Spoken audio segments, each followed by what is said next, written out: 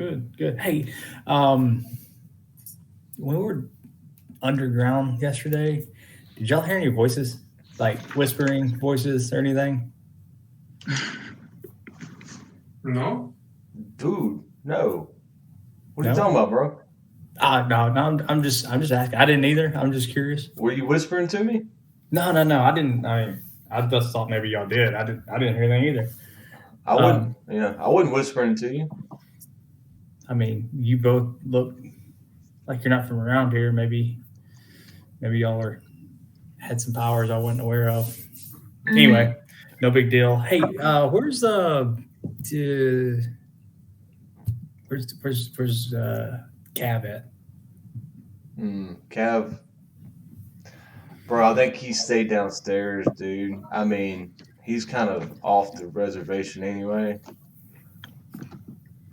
Good deal. Hey, listen, I'll see y'all downstairs. Okay. Ted's gonna look at Dieter like, bro, what was that about? I'm just gonna shake my head and walk go again. Start putting my armor back on. I'm gonna go downstairs and find Cav. All right, I'll say as you go downstairs, you you do hear a lot of commotion outside. A lot of kind of you catch hints of like probably daily merchants, people peddling goods outside in the market because the Thundering Lizard. Actually, I'm going to pull y'all to the map real quick and put it all over there. Yeah, that's probably a good idea. So you're down, if you remember correctly, at number 18. You should see on your map down in the market ward. Mm-hmm. Mm-hmm. That's where the Thundering Lizard is. So this is probably the second largest market area in the city. So you hear a lot of kind of people, just daily business, kind of selling wares, pitching products, things like that. You also hear a lot of like almost applause and cheering, a lot of loud noise outside. Even every now and then, a little bit of a vibration in the ground, almost as if almost reminds you maybe a little bit of like a stampede type thing, feeling, but not necessarily a stampede. Well, if I'm going downstairs, I'll obviously find Cav pretty quick. Yeah, Cav definitely stands out there in the tavern area as the sole robot-looking creature in the corner, not moving. Yeah, he's obviously hasn't downloaded his information to us yet, but I'll just walk up to him. But, we had rooms last night, right? Have we had our full? And Yeah. I had gone down to get something to drink. I just want to make sure. Did we finish our long rest? Yeah, you finished your long rest, so this is the next morning. Okay, gotcha. Then I would come out of sentry rest mode, and I just kind of look up at is it Gustav? Gustava. Sorry, I always want to say Gustava. You can call him whatever you want. You're a robot. I'll just simply nod and say greetings. Yes, I was aware that there were rooms for everyone, but I felt it most beneficial to keep watch downstairs for any coming and goings of anybody that might mean the group harm. Hey, listen. While we were downstairs the other day, yesterday, I guess, did you hear any whispering or people talking to us that? I would inform him that. Are we talking about while we were all downstairs or while I've been downstairs? No. I'm talking about like in combat, like outside of combat in the basements of the outside of the wall. Did I? Jamie? Did you what? Hear anything outside the walls? I'm having trouble remembering this. That the only thing of note that you heard while you were in your sentry rest was the conversation about the argument that broke out about Kings of the Jungle. No. I was asking about the whisperings that I heard in the basement. No, you definitely did not hear that. Okay, all right. So then I would simply say negative. I was too focused on the task at hand. I don't recall any murmurs or anything like that. What is it that you think you heard? I didn't hear anything. I think the guys upstairs heard something. But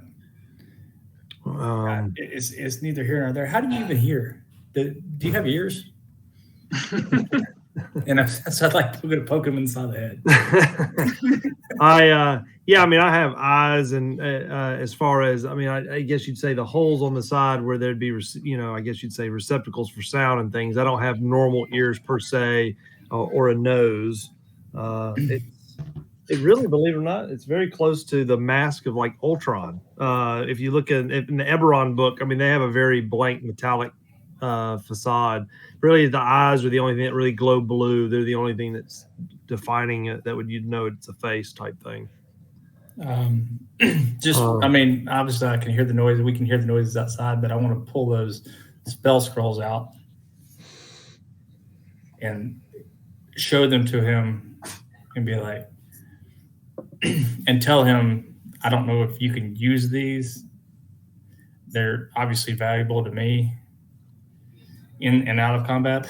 Okay. But if there's something, I mean, is there a slot I can put them in, or is there like a tray I can pull out?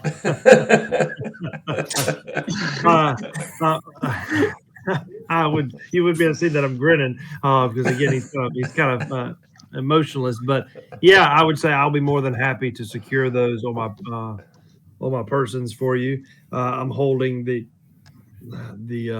halflings. Not halfling. What the heck are you? I'm a halfling. Yeah. You are half. Okay. The halfling's gold. I have more than enough ability to carry these for you, and simply. I was just more worried, like, can you use them for something? Because obviously, I could use them if need be. Oh yes, I mean, I'm proficient with magic, and I don't know. These have already been identified, correct? Yes. Okay. It is, and I'm going to let you keep them because he obviously can't use them, although he's alluding to the fact that he might. It is, and I'll indicate to you as well is that if we find ourselves in the field having to possibly identify other magical items, I am proficient in that as well. 1 magic missile, 1 protection of energy, and 1 silent image. Level 1s on all accounts. So that was a magic missile, silent image, and what was that middle one? Protection from energy. Gotcha. And I can send you a text if need be for that, so you can remember. All right. Wait, you said protection from what? Protection. I wrote protection from energy. I got magic missile, silent image, and protection from energy. I think it was protection from good and evil. Good and evil. Okay. Well, there we go. Yep. Sorry about that. Good and evil. That is even better. Yeah, that actually will be more useful for you. Yeah, for sure. I'm going to remove 3 spell scrolls.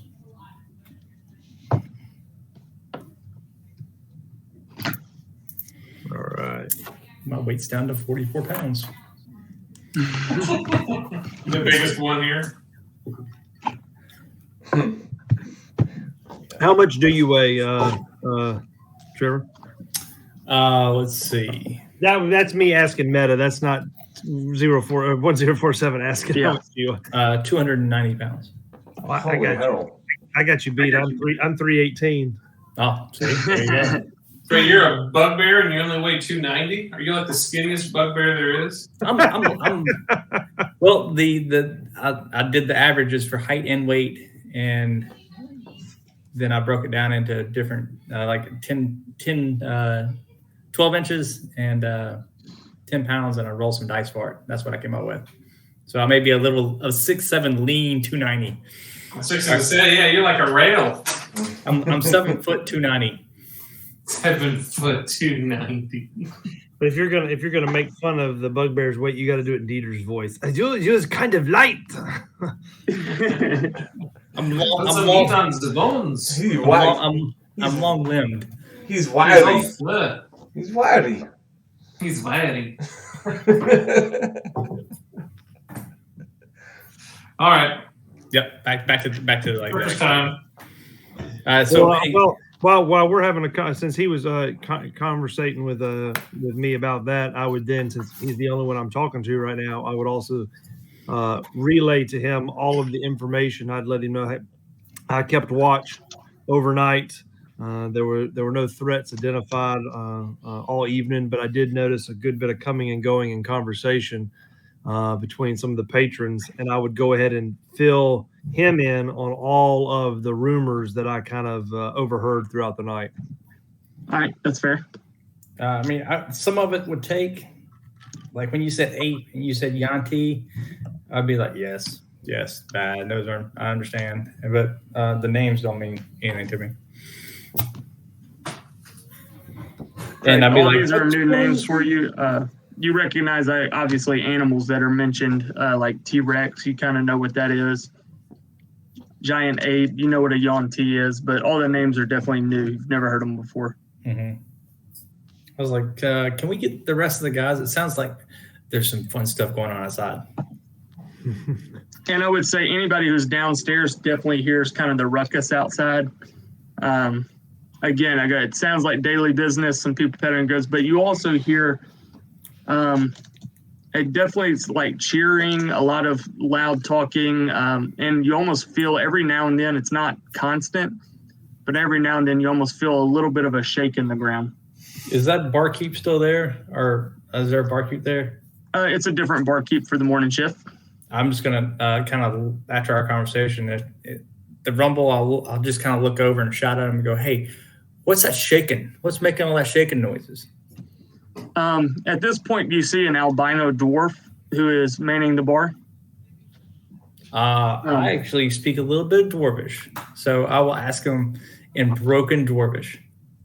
He will be definitely surprised that you speak Dwarvish, even though it's a little rough. He gets what you're saying, and he's kind of a little bit caught off guard at first, but then he kind of lets out a deep, bellowy laugh and says, "Well, that's the dino racing starting." I'm gonna walk over and be like, "Can you point me in that direction?" I said, "Easy, just step outside, man. It takes place in the whole market ward." Holy cow, just running the bulls. I like it. But dinosaurs. He goes, I'll be like, "Hey, I'll be right back. I'm gonna run upstairs and grab the two shady individuals upstairs." All right. Having heard that, Always be sure. Cal is going to walk over to this dwarf that he was talking to, and in Dwarven ask him, "You do not appear to be any dwarf I have observed before. Why are you so white?" He'll kind of look at you. Definitely anybody who sees you is obviously caught off guard at first just by your appearance, that you're talking and thinking like them. And he kind of, with a little bit of hestation, responds back in Dwarvish as well. Also surprised not only that you speak, but you speak Dwarvish. And he'll just say, well, our albino dwarves are kind of partially native here. We've got mines spanning back centuries here in Cholt. Oh, I speak Dwarvish as well. This is awesome. We all pick Everybody speak Dwarvish?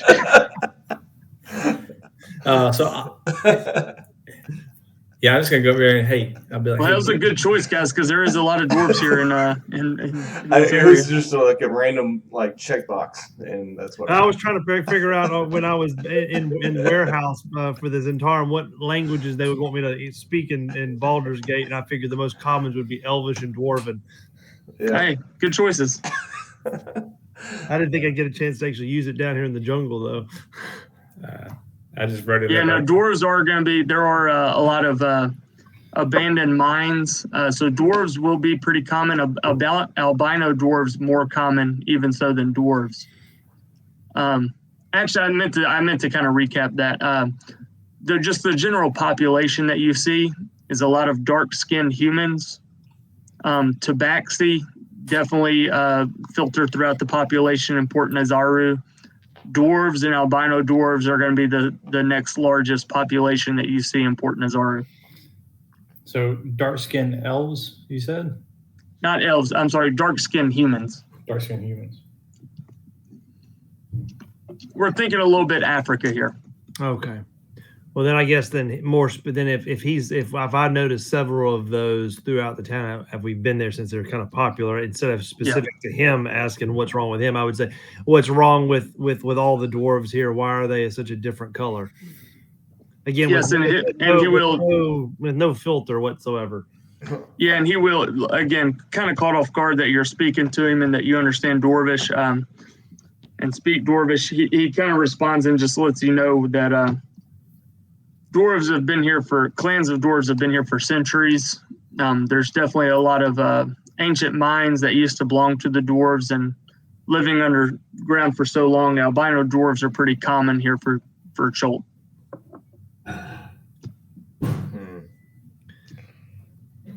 So light-skinned dwarves and tabaxi. I'm going to grab the two from upstairs and be like, I hadn't asked. I pointed at Dieter. I was like, I hadn't asked where you're from yet. Oh, he's not from here. He's a long. Oh well, clearly. And you, I don't know. I'll just go back to Dieter. Like, do they run dinosaurs where you come from? That is a dinosaur. Oh, okay. Let's go outside. We're gonna. I think the only way to introduce you is to show you. So if you make your way outside, you do see there are crowds lining the streets. There's definitely pockets where you see kind of people gathered. Clearly, it's betting is going on. There's like a bookie who's taking all the bets, collecting money. A little group and people are crowded around in different pockets, making their bets.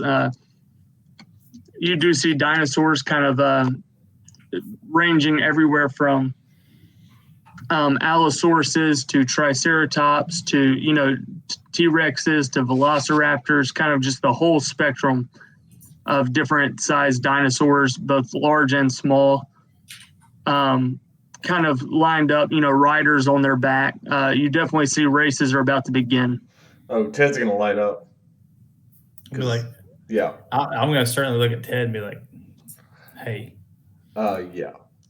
Yeah. Yeah, this is my game. Can we get close to the dinosaurs? I mean, because Ted would be very interested in just. You can certainly approach them. They do have riders on them. Yeah. I was like, find a bookie. Let's find how we get in the race. Yeah, can we get in the race? I mean, I don't have a dinosaur, but I mean, I can be a dinosaur. I guess now. It's pretty clear it's pretty easy to spot who's collecting bets, who's collecting the gold and taking notes on who's doing that. I'm going to go ahead and put this in your journal. So if you approach one of the kind of bookies and ask ask about what's going on, he'll let you know the odds. What are the odds? I want to look at Cav, since he's big brain over here. Be like, do you know any of these species? I guess it's a DM question. Would I be familiar with anything this species? You've heard of make a history check. Okay. Yeah, somebody needs to get odds on these. Ooh, I'm +5 in history. Who'd have thought? Let's see here. Let's see. 12 + 5, 17. 17. You have read quite a bit about dinosaurs at some point in your educational background when people were kind of explaining various information to you. You know what dinosaurs are. You know a little bit about the different species, things that are strong at, things that are weak at, things like that. So while you may never have seen them in person, you are familiar with different species. Okay.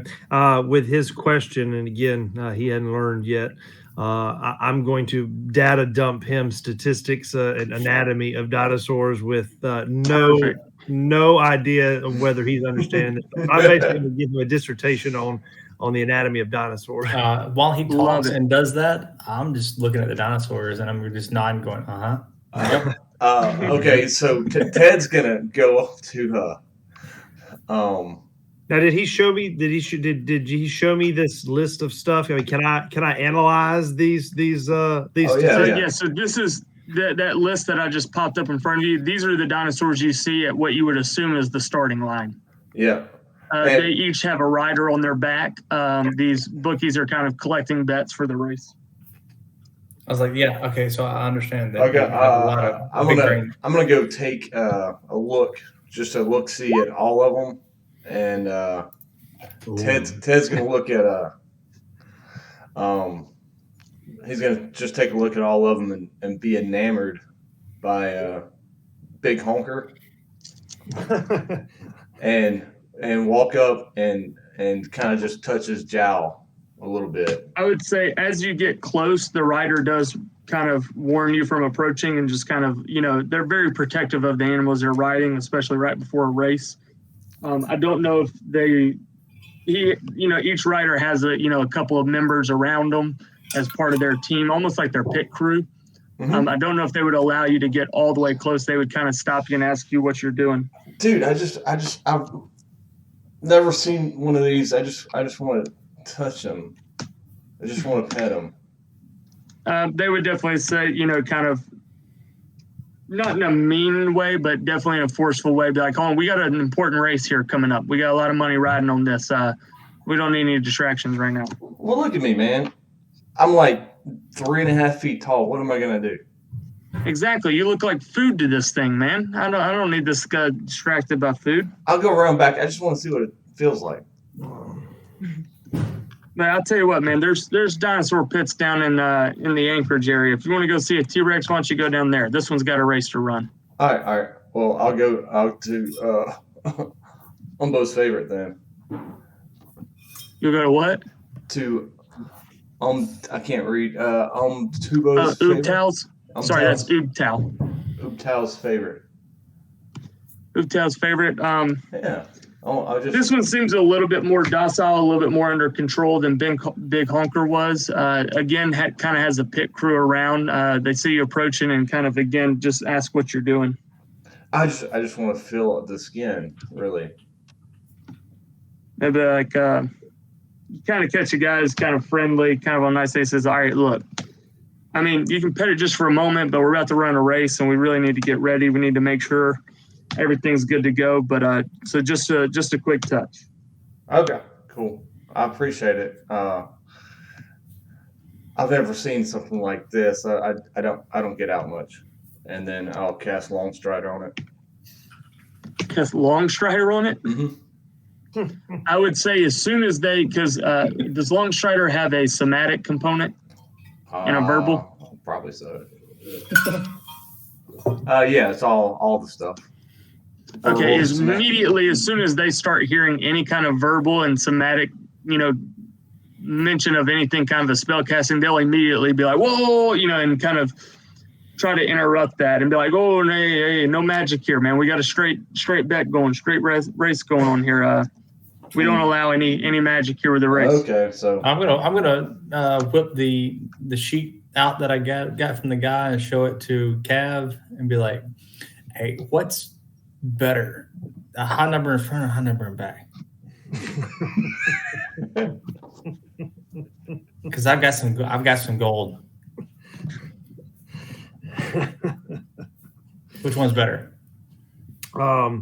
DM, I'll let you decide. You tell me. Well, what kind of advice would Cal give? Because he's not used to doing betting. He's never done it before. Make a general intelligence check. Oh, and Ted's gonna keep doing that to every damn animal out there until he gets one or tries to get one. I would say anybody who sees you casting magic, it's going to draw attention from all those around you who are definitely official watchers of the race. And I can do it in Druid. Nobody really probably know that. It was my roll was a 13. 13. You know a little bit about betting, so you would know at least what odds means.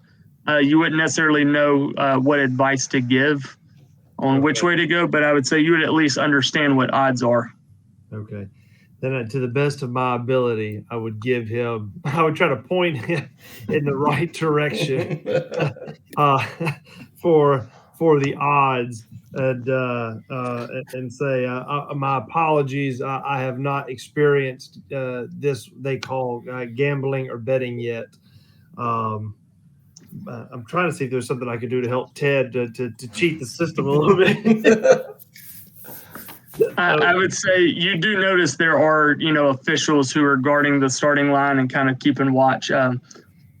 While this is betting going on, you get the general sense that they keep a good eye on watching out for cheaters. I wouldn't try to cheat. Or anybody who might affect the race. Yeah. I mean, I wouldn't know anything about it either. I was just big honker sounded cool, and it's a T-Rex, so. Yeah. So did you tell me that like a 7-1 odds is really good, or did you tell me like a 1-1 is like even money?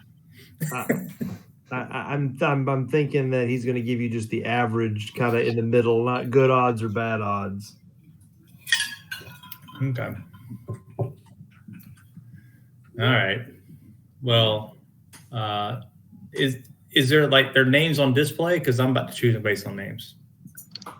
Yeah, I mean, the people who are collecting bets have like a little rundown of what the odds are, what each racer is. So you can see that for sure.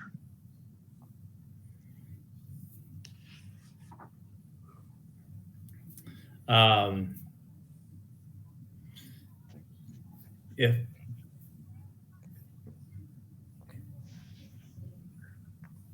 all right, so 7-1 odds means you 7 times your money if you win. No. Means you bet $7 to earn $1. Right. Yeah, yeah. So 5-1. So for every dollar for Mountain Thunder, you get 7. Right. Mountain Thunder. Right. But Yes, it's still, that is correct. so we're gonna. I mean, well, we don't know what the rule is. So why don't we just start with even money and see what happens? Well, I specifically chose 7-1 because I'm not that smart, and now I can't touch anybody. So I would say people have definitely taken a notice of you and are watching you closely. Yeah, well, I don't look like anybody around here. So I am 100% betting. I don't know if anybody's watching me. That could be great. Well, are you talking to a bookie to place a bet? As soon as I talk to Cav, and he kind of tells me what odds mean, and I understand 0 of it, probably. I just kind of nod, and I start looking at names. Okay. I will make like an intelligence check. Okay. Just to see how much I understood, because I feel like I don't want to.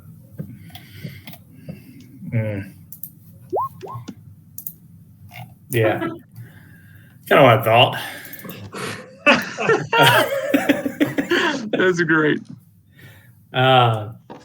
So basically, someone that's never gambled before and doesn't know what it is giving advice to a guy that doesn't even understand what little he explained. There you go.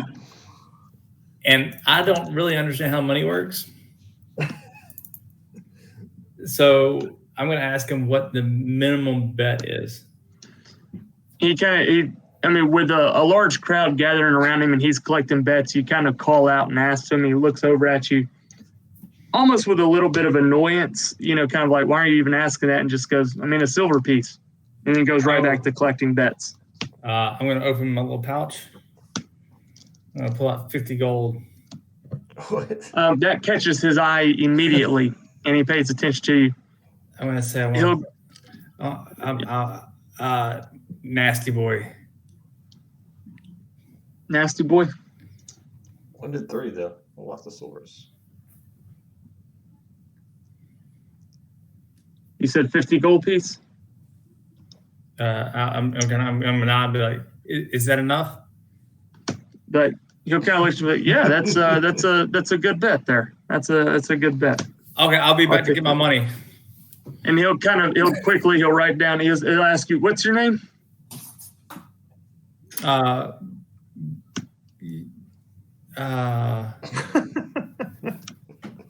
I mean, you don't know your name, man. I need to write it down on the note so you got your proof.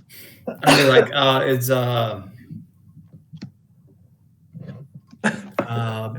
Black and Wild.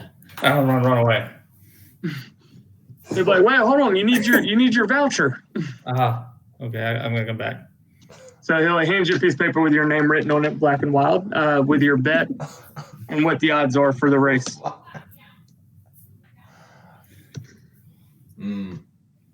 Would anybody else like to cast any bets? Oh, a D4. That's awful. Yeah, you picked Nasty Boy. I'm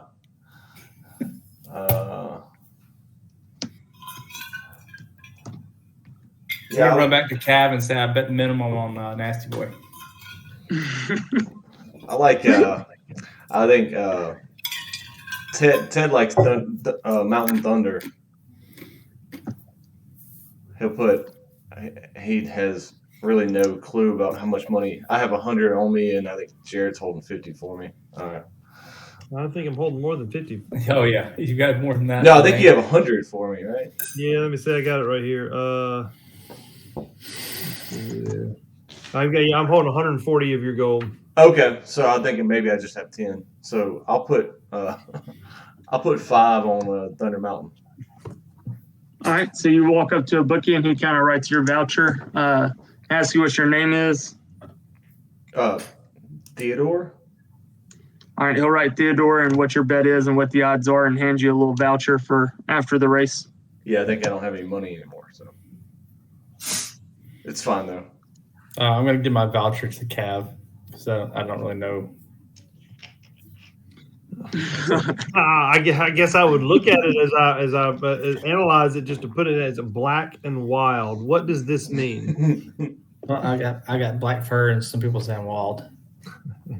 Duly noted. That's great. I didn't want to give my real name. I got nervous. We noticed. Anybody else placing bets?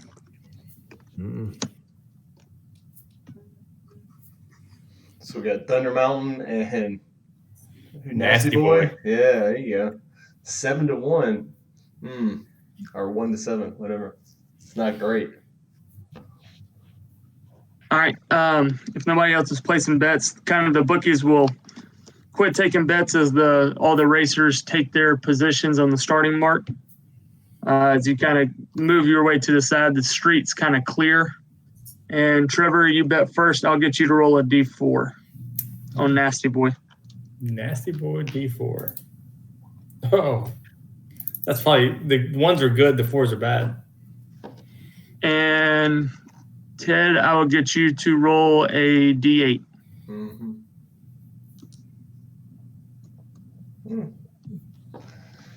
So the race takes about an hour as they kind of make their way through the entire market ward.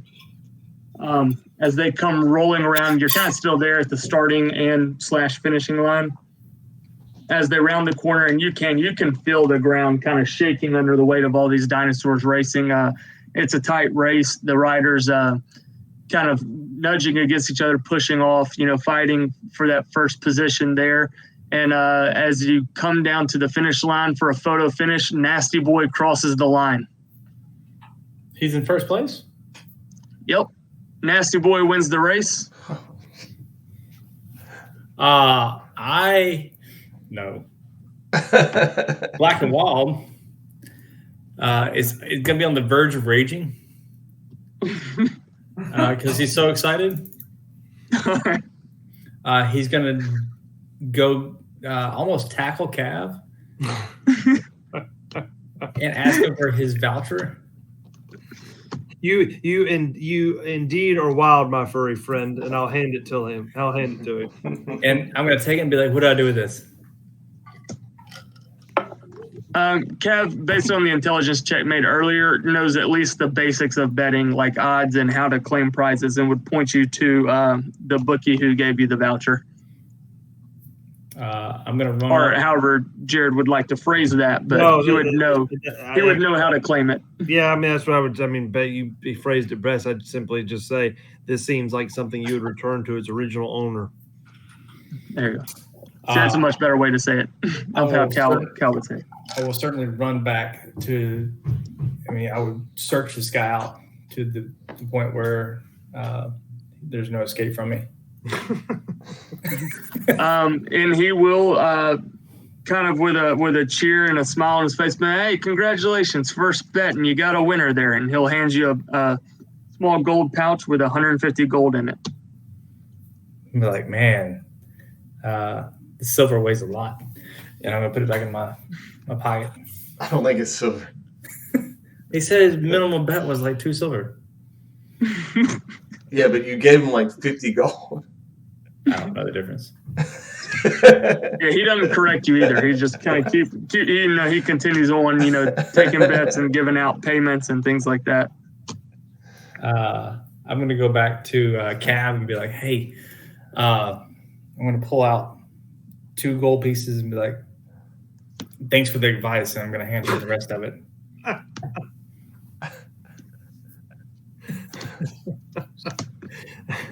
How much did you give me? I gave you 148 gold. I kept true to myself. Cal would stop and say, "My friend, I believe this gold you should keep." No. It's silver. The minimum bet was 10 silver. And Cal is intelligent enough to realize that he's not speaking the same language as this bugbear, apparently, and he says, "As you wish, I will hold on to this silver for you, but he is going to put it in safekeeping and hold it until he realizes what gold actually is." Okay, fair enough. Yeah, Cal's just getting heavier and heavier. As I said, it took about an hour for that race. It's probably about 10 o'clock in the morning now. And they do seem to be lining up for another race. Seems to be a pretty common thing that the people of Port Nazaru, gather around. A lot of spectators, travelers, tourists, like to gather around and watch the dinosaur races, betting on it. And you kind of get the sense that this goes on for, the better part of the morning. So if you would like to stay and bet on some more races, you certainly can. I'm out of money. I still have 103 gold. I lost 147 gold. Actually, really, I lost 100. I lost 47. But, Yeah. I was like, well, this is still going on. I think we're good. I mean, we won something. Let's go back and find something. What are we doing here? It's probably at that point that Monty kind of chimes in, is like, hey, don't we need to go see Lord Clevin, the guy who gave us the assignment to go get the bandits? Oh, Monty, don't you have an egg? Ooh, Monty. He's not. Is he? He's not here.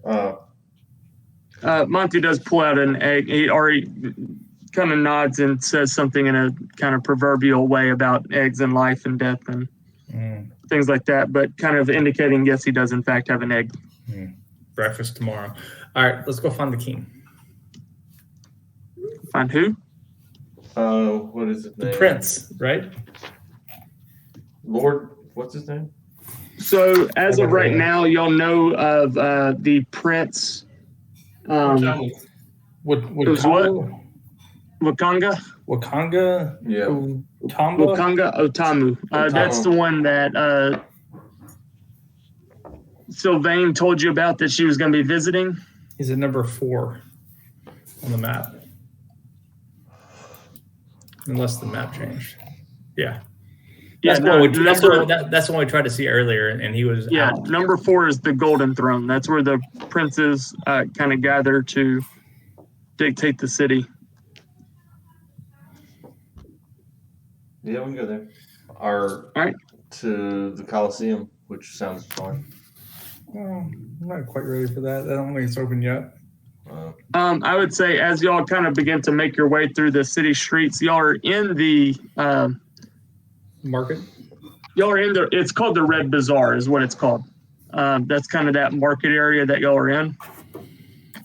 As y'all begin departing kind of the dinosaur races lining the street and begin making your way toward Golden Throne, you do hear a voice call out to you.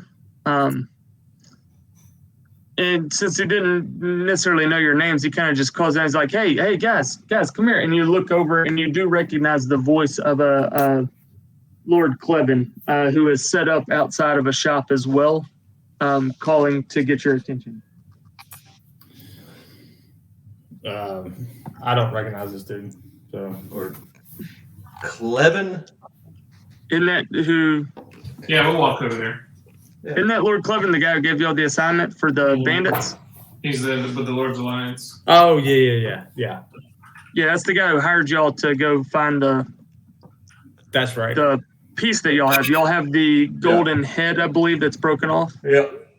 Yes, The hilt that's or right. whatever. So I would recognize this guy. I thought we were talking about like one of the princes. Yeah. Oh no, this is the Lord's Alliance guy. And apparently he has a pretty nice shop there in the Red Bazaar. That's why you didn't find him that night when you returned back at the bar. He had already retired home. And the next morning he's up setting shop. So he kind of calls y'all over to get a status report.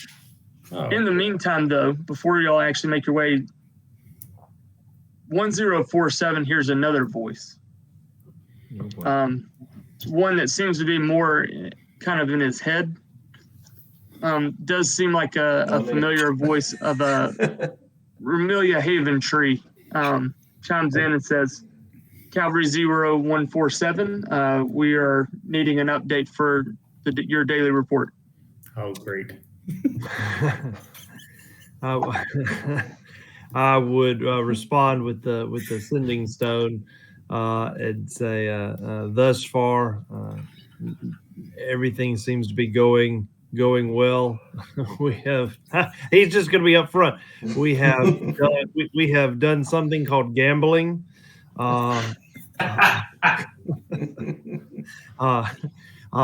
We have I'll say most of the group has enjoyed what kind of ale or what did we have at the bar? I had cider. They wouldn't even give me cider, so I didn't drink anything. But we had the it starts Tage, TEJ is the most common drink here. I would say we have partaken. Well, most of the group has partaken of Tage at the local tavern here in the city, and there is a what was the place that we went down in the what was the name of that place? Golden Dragon? No, we're we went down to Thundering Axe. It's about Cherokee Anchorage. yeah, down the sewer. Oh yeah. Yeah, you went down to the docks in the secret tunnel. Yeah. Yeah, when we went down with the band, I'm just gonna call them the bandits. But basically, I'm gonna say we took care of some ne'er-do-wells in the sewers below the city. Thus far, we are making good progress on making contacts within the city. So far, no official word on the plague, the death plague, or the method to halt it. You'll get a response back that says, Cavalry 1047. Remember, your responses need to be less than 25 words. Oh, You cut it off like in the middle of the gambling bit. yeah. Then it would be gambling, beer, bandits, no status on death plague. I forgot All right. It would be 25 words. That's cool. It was perfect. I loved it. All right. So with that being said, if y'all are approaching Sir Clevin, wasn't that his name, Sir Clevin? Yeah, Clevin Yeah. Van Sharon. Yeah. Oh, I got so many freaking names written down. I know. So Clevin will call y'all over as y'all approach. As you kind of gather around near, he'll ask you, so how'd it go last night? Did y'all find anything out? Dude, I lost a horse race, a dinosaur race. Wait, what was the question? He'll look at you and be like, sorry, I wasn't asking about your betting habits. I was asking, did you recover the item that I sent you to find last night? Bro, yeah, I think we have it. Who had it? Chris. I would say at this moment, Chris is still with the party. Even though Chris is not here, Monty is with the party at this moment. I'll point at Monty and be like, he has it. He'll pull out It's a bag. I said I think it's broken though. He'll pull out a coin purse with 50 gold and set it on the table and be like, let me see the item. And I guess Monty will hand it over. Monty will show it to him for sure. So he'll hand it over. He'll look at it. And you'll see he kind of lights up with a little bit of fascination as he stares at it. As you indicated, it is broken right behind the head of the snakehead. He'll say, yeah, it's definitely broken off, but definitely what we're looking for. Good job, guys. Payment is as promised, and he'll kind of set the coin purse forward with 50 gold piece, and he'll ask you, oh, yeah. I'll take it and open it, close it, and toss the cab and be like, more silver. He'll look at it, not necessarily paying attention to the rest of the group because he's kind of staring at this object, kind of, looking over it very closely and very intently. He'll say, so, kind of for a moment, he'll break his stare at the object and look up at you and say, did you find out any other information about this? Dude, I think we got some daggers and stuff. They seem to like those. I mean, as far as like the object, no,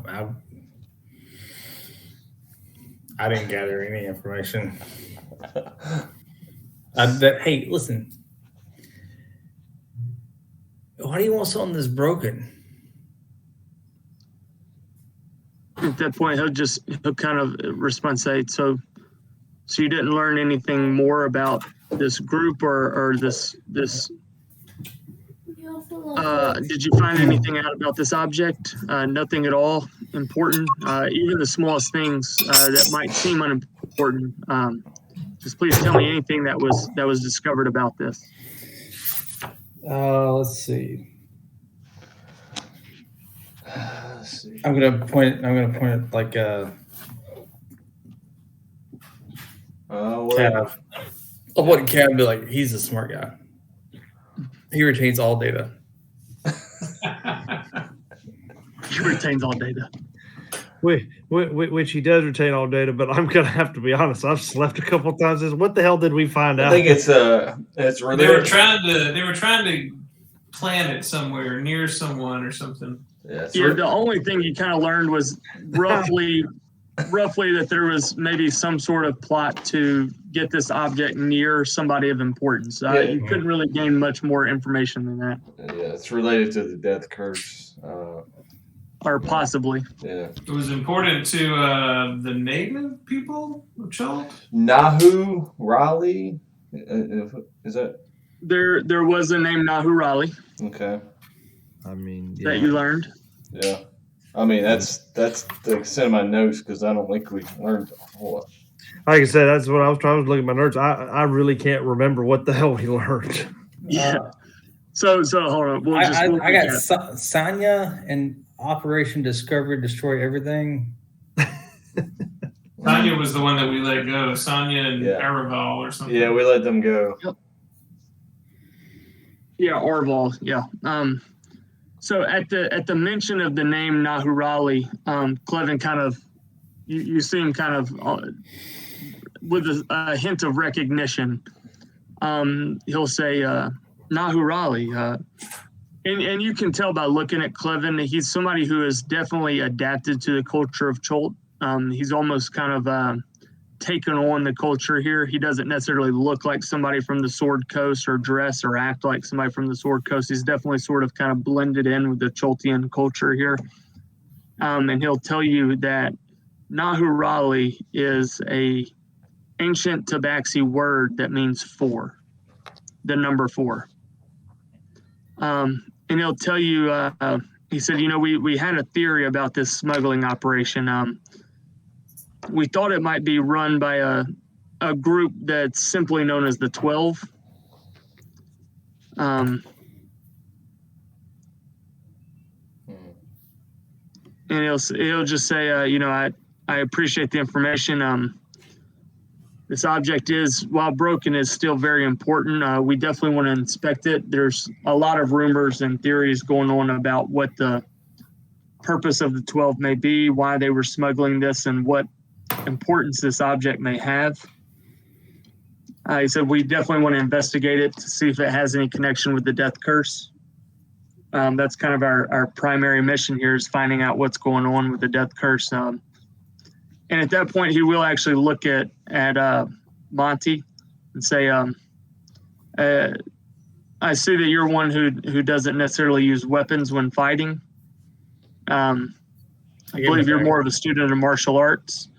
He'll say, we did come across a book, and he'll kind of reach down, he'll grab a book out, and he'll pull it out and set it on the table and say, we've been trying to collect information on the death curse, anything really related to death. And we came across this book from a monastery that's up in the mountains north in the island of Cholt. Says we thought it might give us some insight to the death curse. We've read it and studied it over and over again, and it seems to be nothing more than practices and proverbial statements and wisdom from an ancient martial arts group. And so I think it might actually do you more good than it does us. And he'll hand that to Monty. Monty will open the book, kind of flip through the first chapters, kind of a hint of recognition of what this is. And then he'll actually ask if there's any kind of temples nearby, and Clevin will point to him or point him in the direction of, at the very top of the map. I'm going to put it up on your map. Up in the Merchant's Ward, or outside the Merchant's Ward, there is a little, almost a little island, a bridge that goes to this little kind of island just off the north. That's number 9 on your map. It is a temple. And they'll tell you, there's a temple there. It used to belong, in the ancient days, it was where the temple of Ubtal was. Since the fall of the monarchy in Port Nazaru and the rise of the merchant princes, it's become kind of a catch-all for all the different religions that have made their way here to the island of Cholt. Yeah. Monty will excuse himself and go to that temple. Yeah, I'll send him the timestamp for that so he can. Temple of Utab. When he said there's a bridge to it, I pieced out. That's the name right there. Oh, wow. Oob. Okay. Oob.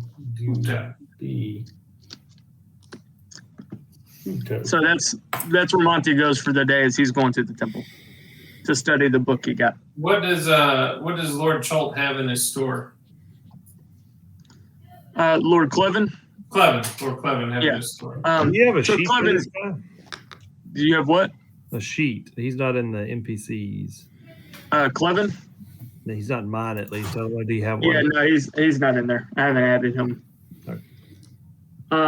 I'll tell you, all you know about him is he's a low-ranking member of the Lord's Alliance, who's kind of a point of contact here for the Lord's Alliance as a representative in Port Nazaru. It doesn't seem to be somebody of high importance, but look, enough rank that he might give some orders to some low-ranking people, some members, but doesn't seem to be too high up the chain. I will add him because I'm going to create a little tab for factions and stuff in here. You look at his wares. He does have various foods, fruits, vegetables. He does have some basic weapons that you can find kind of anywhere made of iron, swords, daggers, knives, spears, things of that nature. Nothing that seems to necessarily catch your eye outside of just basic weapons and food. I'll tell you what, make a perception check, anybody or all of you. Somebody do something. Let's see. Perception.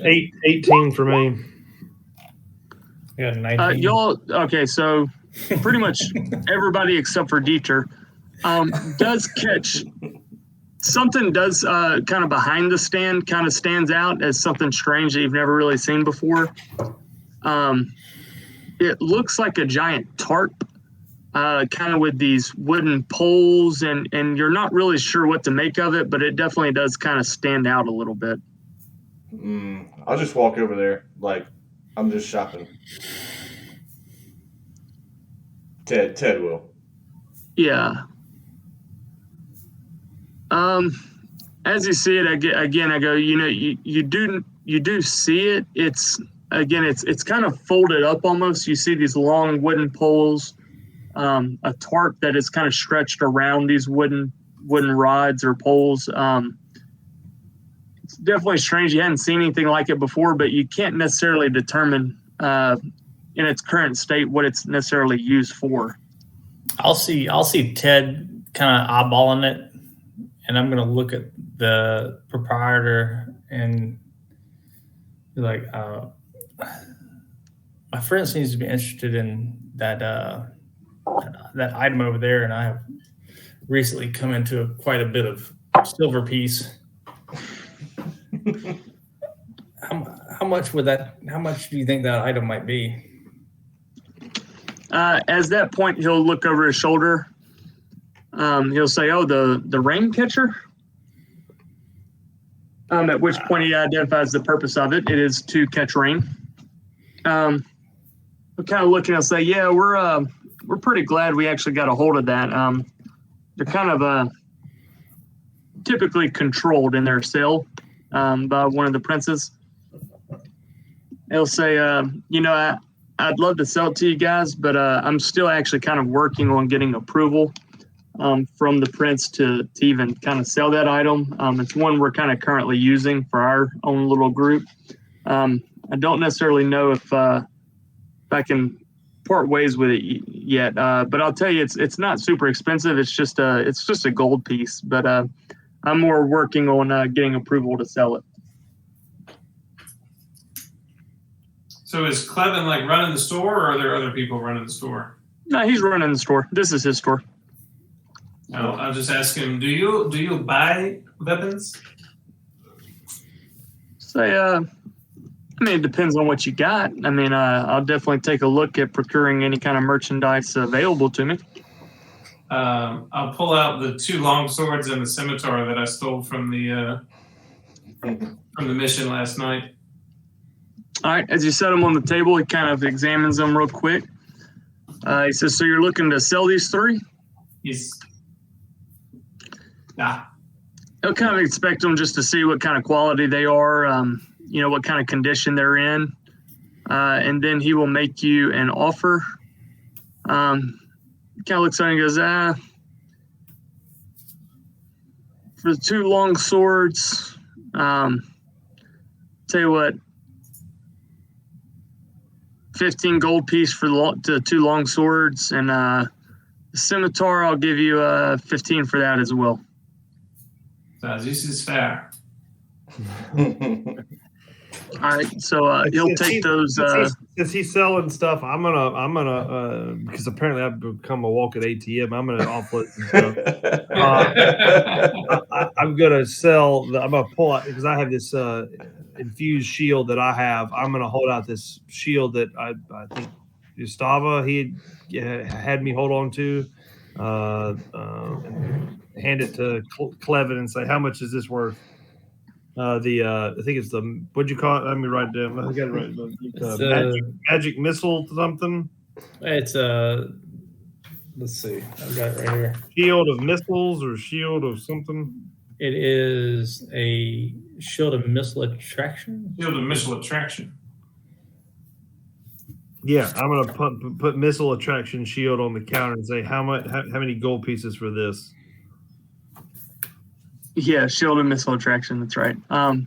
If you do, he'll look over it and say it's definitely an interesting design. Can you tell me much of anything about it? Do you know about it? Well, I don't think we got it. I don't think Raven Tree or whoever it is, I don't think we got it really analyzed. Haven Tree. Yeah, did- no, you No, they actually- did identify on it. You did do identify on it, and they did identify it as a magic shield. Oh, okay. Then I couldn't remember. I would relay that to say yes, it's a magic item shield that missile deflection of some sort. And it's made of metal, correct? It's mostly made of wood, but there is a metal design on top of the wood that's shaped sort of like a spider web. Yeah, so I can't. So Before, I guess I think I'd already asked him. I was just hold on to it, but unless anybody else wants it, I'm saving my attunement slots for down the road. No, I can't. 100% yours. I can't wear any metal. So. Okay. So at the mention of it being a magic shield, he'll immediately kind of set it down and say, hey, this is a great piece here. I think you're going to want to talk to Wakanga Atamu about selling this. He's the merchant prince who deals with all magic items Okay. and things of that nature.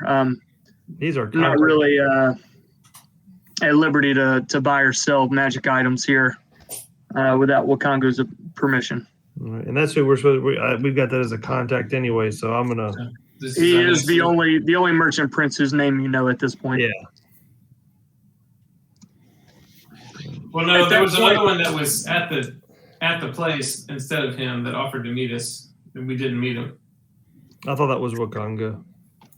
No, you're right. There was somebody else. I forgot who it was though. Yeah. Anyway, let's go to Wakanga. Yeah, let's go to Wakanga. Yes, for sure. All right. So as he set out the pouch of 50 gold pieces, Oh yeah, the pouch that he gave us. I'm going to give Dieter 10. I'm going to give before Monty would have run away. I'd have given Monty 10. I'll hold on to my 10, and then I'll look at the two people that passed me all their bucks and say, "Would you like me to hold on to this?" No, I definitely want mine. Okay. I mean, I was just paying you for your insight. Here's then I would give 10 to his 10 to Yustava, and then I would look at Ted and say, "Ted, do you want me to hold on to it with the others?" Yeah, you hold on to it. Okay, all right. No, I was just paying you for your insight. Yeah, Ted is Your proportion of the gains, which has is way almost more than zero I interest in cash until he needs it. Does he have anything else for sale in his store?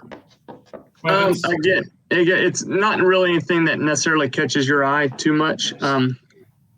He's mostly got basic kind of weapons. He's sells some bows and arrows, crossbow bolts. I'm telling him I'm looking for a longbow.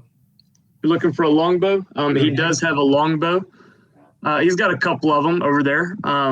Good fine wood that you assume comes from the island of Cholt. Seems to be pretty strong with a bow on it. And he'll say, yeah, I've got a couple of longbows here for sale. It's about 50 gold piece. I'll set my light crossbow on the table and ask him for a tradesies. And ask him how much I owe him out on top of that.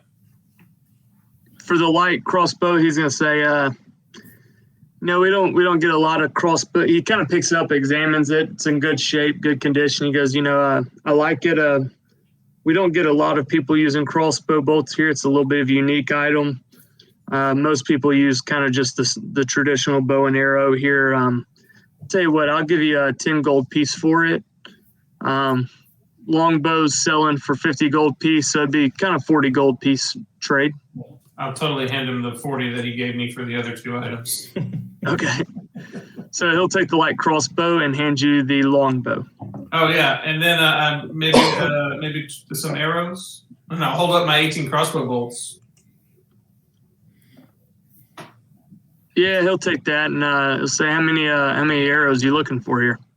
Oh, just a bundle, 20, 40, 20. Even money. Let's call it even. Yeah. 2020. I can't count. So you know what? You got 18 crossbow bolts. Yeah, that's fair. You did me a solid last night. I'll take the 18 crossbow bolts. Here's 20 arrows. All right. Peter's a happy man. With that, he goes, hey, another thing here, guys, before you head off on your day, he goes, it kind of holds up the snake, the kind of the trinket you brought to him last night, the snake head that's broken off. And he goes, I told you I work with the Lord's Alliance, but we're certainly not the only faction here that's interested in asking about the death curse and figuring out what's going on here. We get our information from different sources. It's how we even found out about kind of the smuggling operation. There's another guy that you might want to go talk to. I think he might be interested in this as well. I'm going to hold on to this, but he actually might know where another piece of this is. I've heard him kind of asking some questions, trying to recruit some people to procure another portion of what we think might be another portion of this. I'll tell you now, he works with the Zentarum. I don't know if you're familiar with them or not. Because his name's... In another life. Yeah, in another life. Well, somebody in this life is very familiar with the Zentarum. You're right. He'll say there's kind of an old gnarled man. Who's kind of one of their faction reps here in Port Nazaru, or I should say just outside the city walls. You're going to find him. He kind of is a well-known name over in Old City. It's kind of the slums outside the city gates. His name is Pock Marked Poe. Cool. I'll put it in the chat box for you. Yeah, thank you. Pop Marco. He goes, you can find him. He's got kind of a hut just outside one of the ziggurats outside an Old City. That's where you'll find him. But we've been in contact and he thinks he might have a line on another portion of this object here. What does this build? The trinket? It's a smaller part of like a bigger piece. He kind of looks and he goes, well, it definitely looks like it. I mean, as you kind of pointed off, it seems broken here. He's the one who got information about this piece. Combine that with the information we got about there being a smuggling operation. Even the information you mentioned about there possibly being a plot to get this item near somebody of importance. Sort of just makes sense to me that maybe they broke it up into multiple pieces to smuggle it in separately. But I know he's kind of he's been one of those that has found more information about this than I have. So he might be somebody worth talking to see if you can get a line on where another piece of this might be. And did he tell us where in Old City he was? He just said he's got kind of an old hut outside of one of the ziggurats. All right.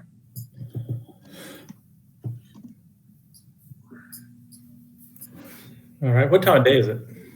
At this point, it's getting close to about noon. Well, I'd say it's 11:15, 11:30. We're approaching noonday. Let's go see the prince. Yep. All right. As you make your way to the Golden Throne, which is number 4, that 4 spot on the map, I will say as you kind of go through town, you do get the sights. As I said, it's definitely the more you walk through town, it's a little bit, you see the ancient nature of it and the decoration, the architecture. It definitely looks ancient. But at the same time, you notice more of just how much gold and kind of commerce there is going throughout this town. It's a very wealthy city for sure. Very unusual sights. Like I said, lots of greenery.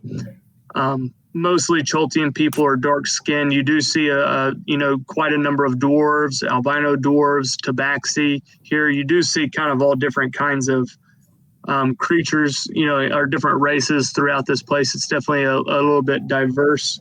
of an area. You do see dinosaurs are pretty common here. They're kind of used instead of seeing the usual horses, mules, things of that nature, carrying carts along, things like that. You do see typically dinosaurs are used as pack animals, things of that. I will say as you make your way to Golden Throne, you'll see this little number 6 right here, just below the 4. That is hands down, as you kind of walk around it through the streets, you see that is hands down the largest market area that you've seen so far in Port Nazaru. It definitely seems to be a little bit more upscale of a market area.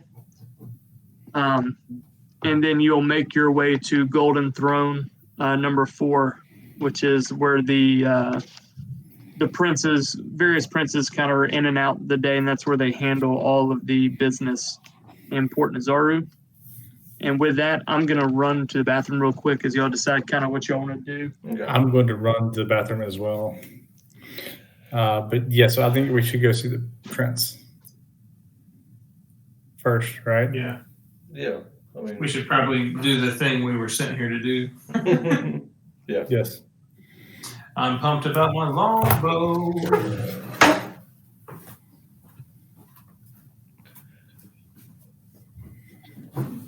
I'm just glad I don't have to carry any gold and I can ride a free animal, robotic animal. Yeah, you got you a nice little pack mule going on there. That was not intentional, but it made for good flair. I like it.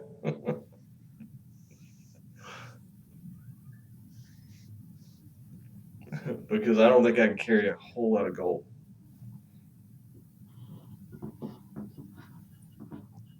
But I can feed y'all good berries all day.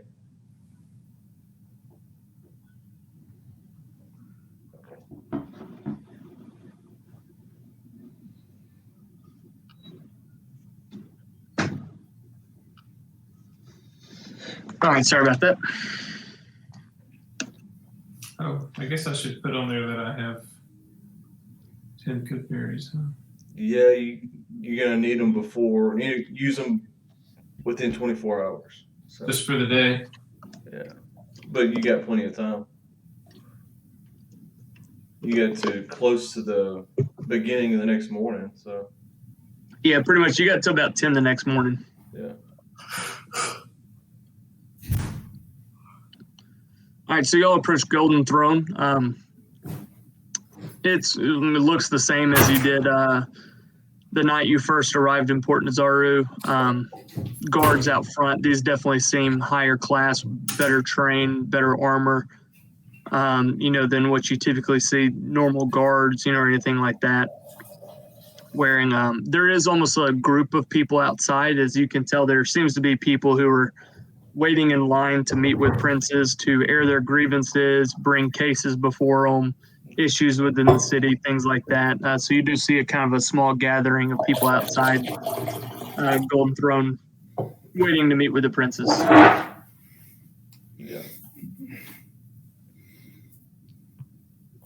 So you said there's a lot of people waiting to meet the princes? Princes is? Yeah, I mean, you do see there seem to be citizens who are meeting. As I mentioned, this is a place where people do come to meet with the princes to air their grievances, ask for judgment on things, ruling, bring up issues within the city, kind of like a town hall meeting. Do we see the guard that we had previously met? This is like the Godfather, huh? You see guards out front. You do not recognize any of these guards, so it doesn't seem to be the gentleman you met the previous night. Because he loved us. He knew us. Yeah. We'll go find one of the guards and ask him, where is the Prince Wotango?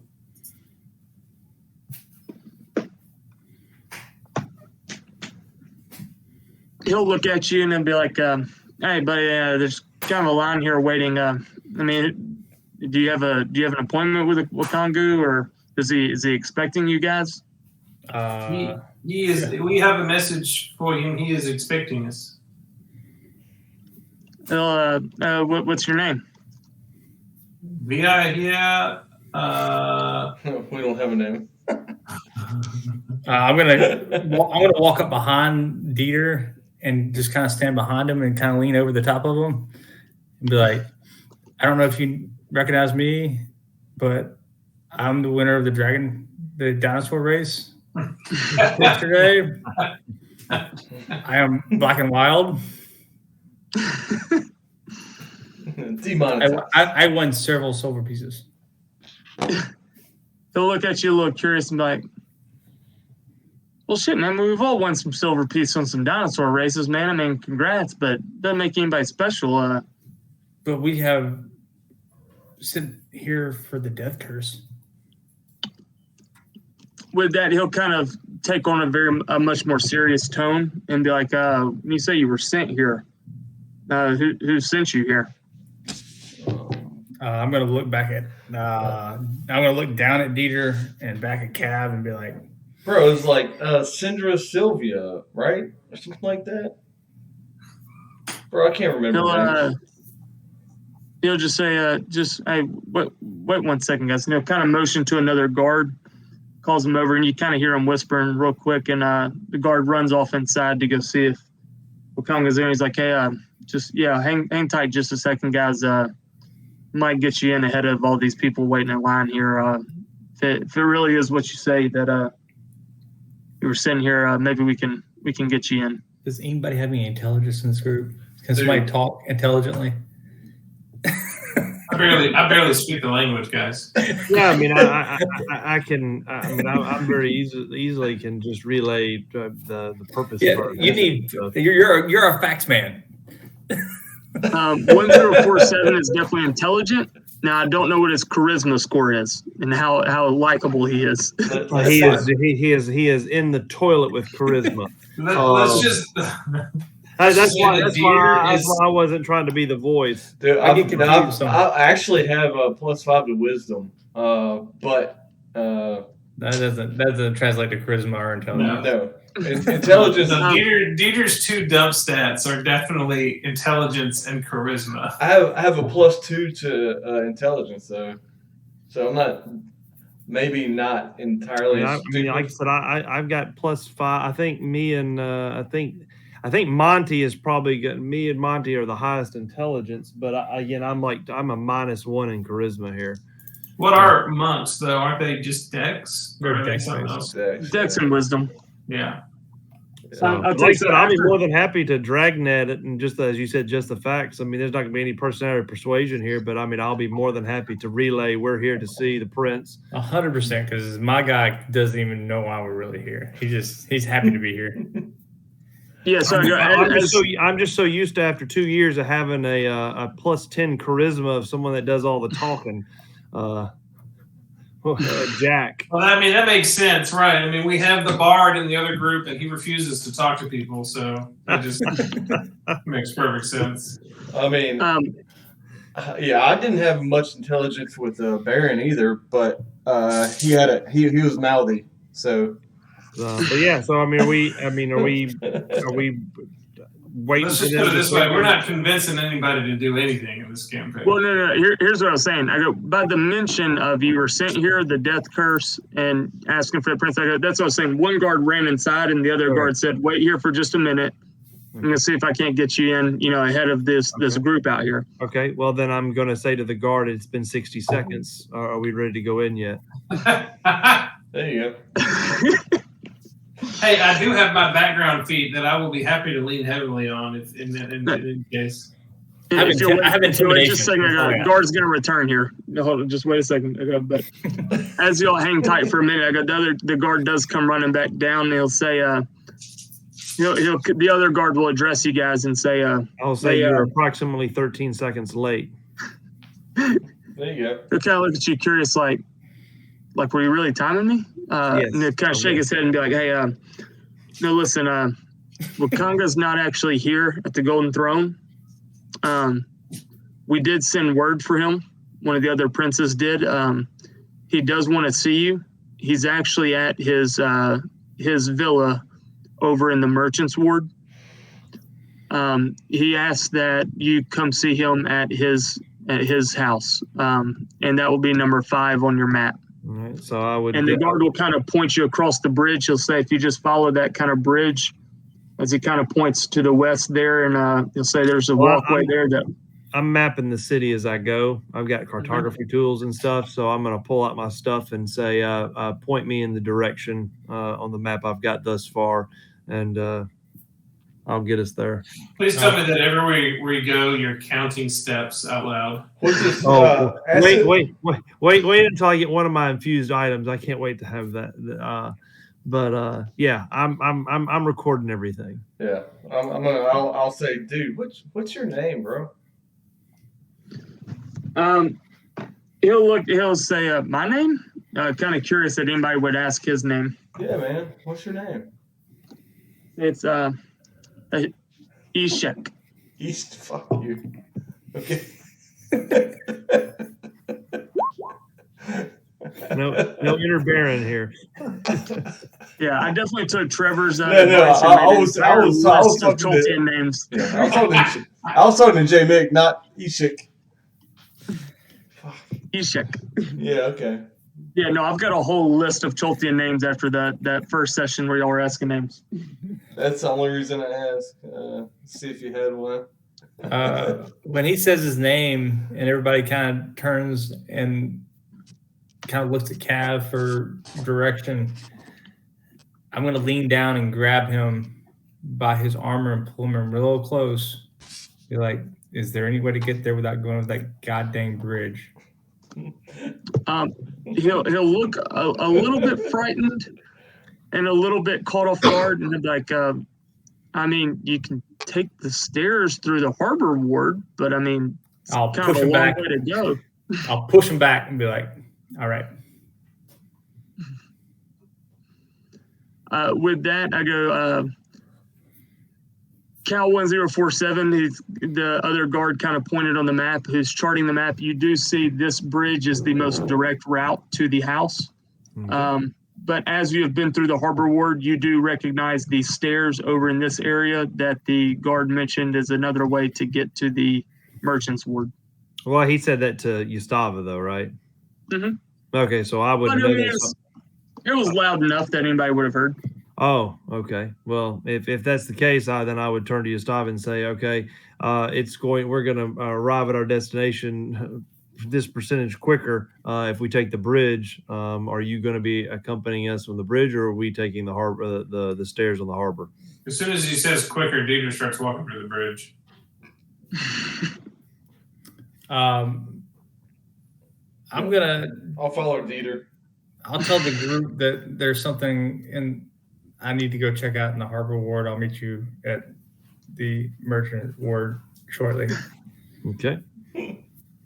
So I'm gonna start heading over the bridge with Dieter and Ted toward the. I am definitely not going over that bridge.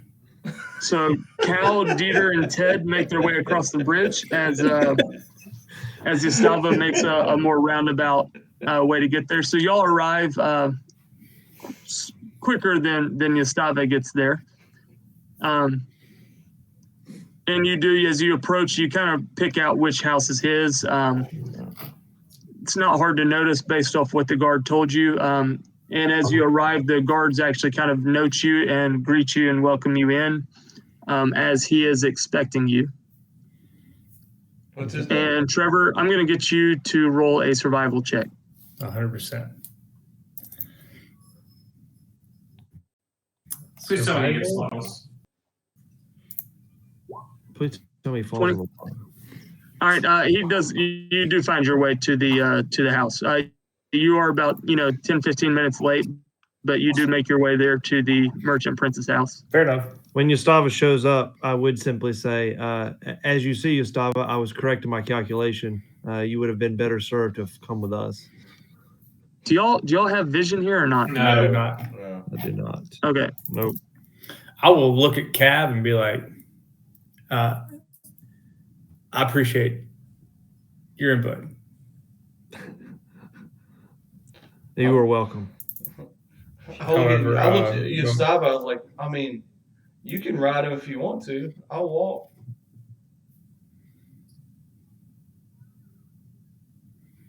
He's gonna look. He'll look down at Ted and be like, I think that would be a sight. A 7-foot bugbear riding an almost 7-foot centaur. Like when you ride your kid's bike and your feet are still on the ground. That's exactly. But yeah, exactly right. Ted would not even know that. Like he's just like, oh yeah, we can ride him. It's daytime. I have sight. I've got All right. some. Let's see. Yeah, I'm just gonna bring y'all inside. So I was just putting y'all's token on the map. Yeah, So as you walk into the guards kind of welcome you into the villa. It is a very extravagant kind of area. One of the guards kind of even points you to the next room up the stairs, which is where the prince will be waiting for you. He points Shoot, us. I didn't realize this had dynamic lighting on it. That's fine. So he points us in the direction to the north. Yeah, if you go to the next room, you'll see stairs kind of round their way upstairs. Oh, I'm yeah. actually going to pull you over to the other side so y'all Yeah, can be go for it. upstairs. Nice. All right. As you kind of walk through, you do notice there are seems to be kind of guards everywhere. Again, it's a very extravagant place. Oh, sorry. I know you're pulling There's servants kind of everywhere. I had vision. Now I'm lost everything. them. No, You're on the right side Scroll now. up. Scroll up and to the right. There it is. All right.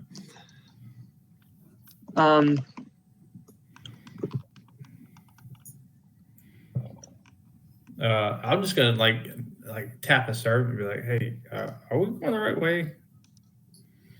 Yes, I'm trying to pull out another token for you here. A giant green jacket. Okay, there we go. You are greeted by a man who, down the hall, he steps out of a room and greets you very friendly. He's like, heroes of the Sword Coast. So glad you can make it here. She has this Very what else? finely dressed in, just gold jewelry, fine robes. He introduces himself as Wakanga, one of the merchant princes of Schult, and says, please accompany me to a more private room where we may talk. And I have a friend of yours. And he actually steps up into this room just north of you here.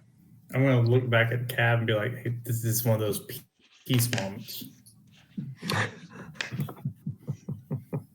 Which won't be a problem for him. I'm gonna go north. Okay. Yep, I stepped into followed him into the room as well. So as you step into the room, you do see a familiar face, so to speak. There is a tall, slender woman wearing fine robes with a mask over her face. Kind of bandages wrapped around her hands. You don't necessarily see any skin exposed, but you do recognize this as yeah. Sorry. Yep, that's exactly right. The lady who said she would be meeting y'all here in Chult and staying with Wakanga on her visit. As he welcomes you in, he beckons you to take a seat. There's fine, couches and chairs sitting around the room as you all take a seat. Right. Some servants, are in the room as well. He calls for them to go get some fine wine and fruits and says, please come sit. We have much to discuss. A cow can't really sit on furniture. He's going to have to kneel on all fours. Hey, I'm gonna sit and put my feet on the table. can you move me to wherever they are? Yeah, I'm sorry. Could you not move in the room? I don't know.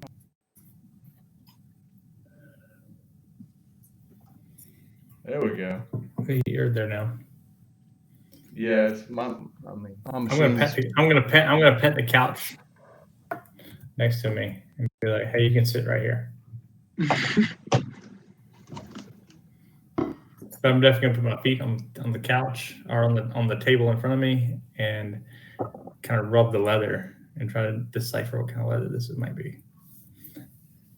But all the time waiting for him to come back.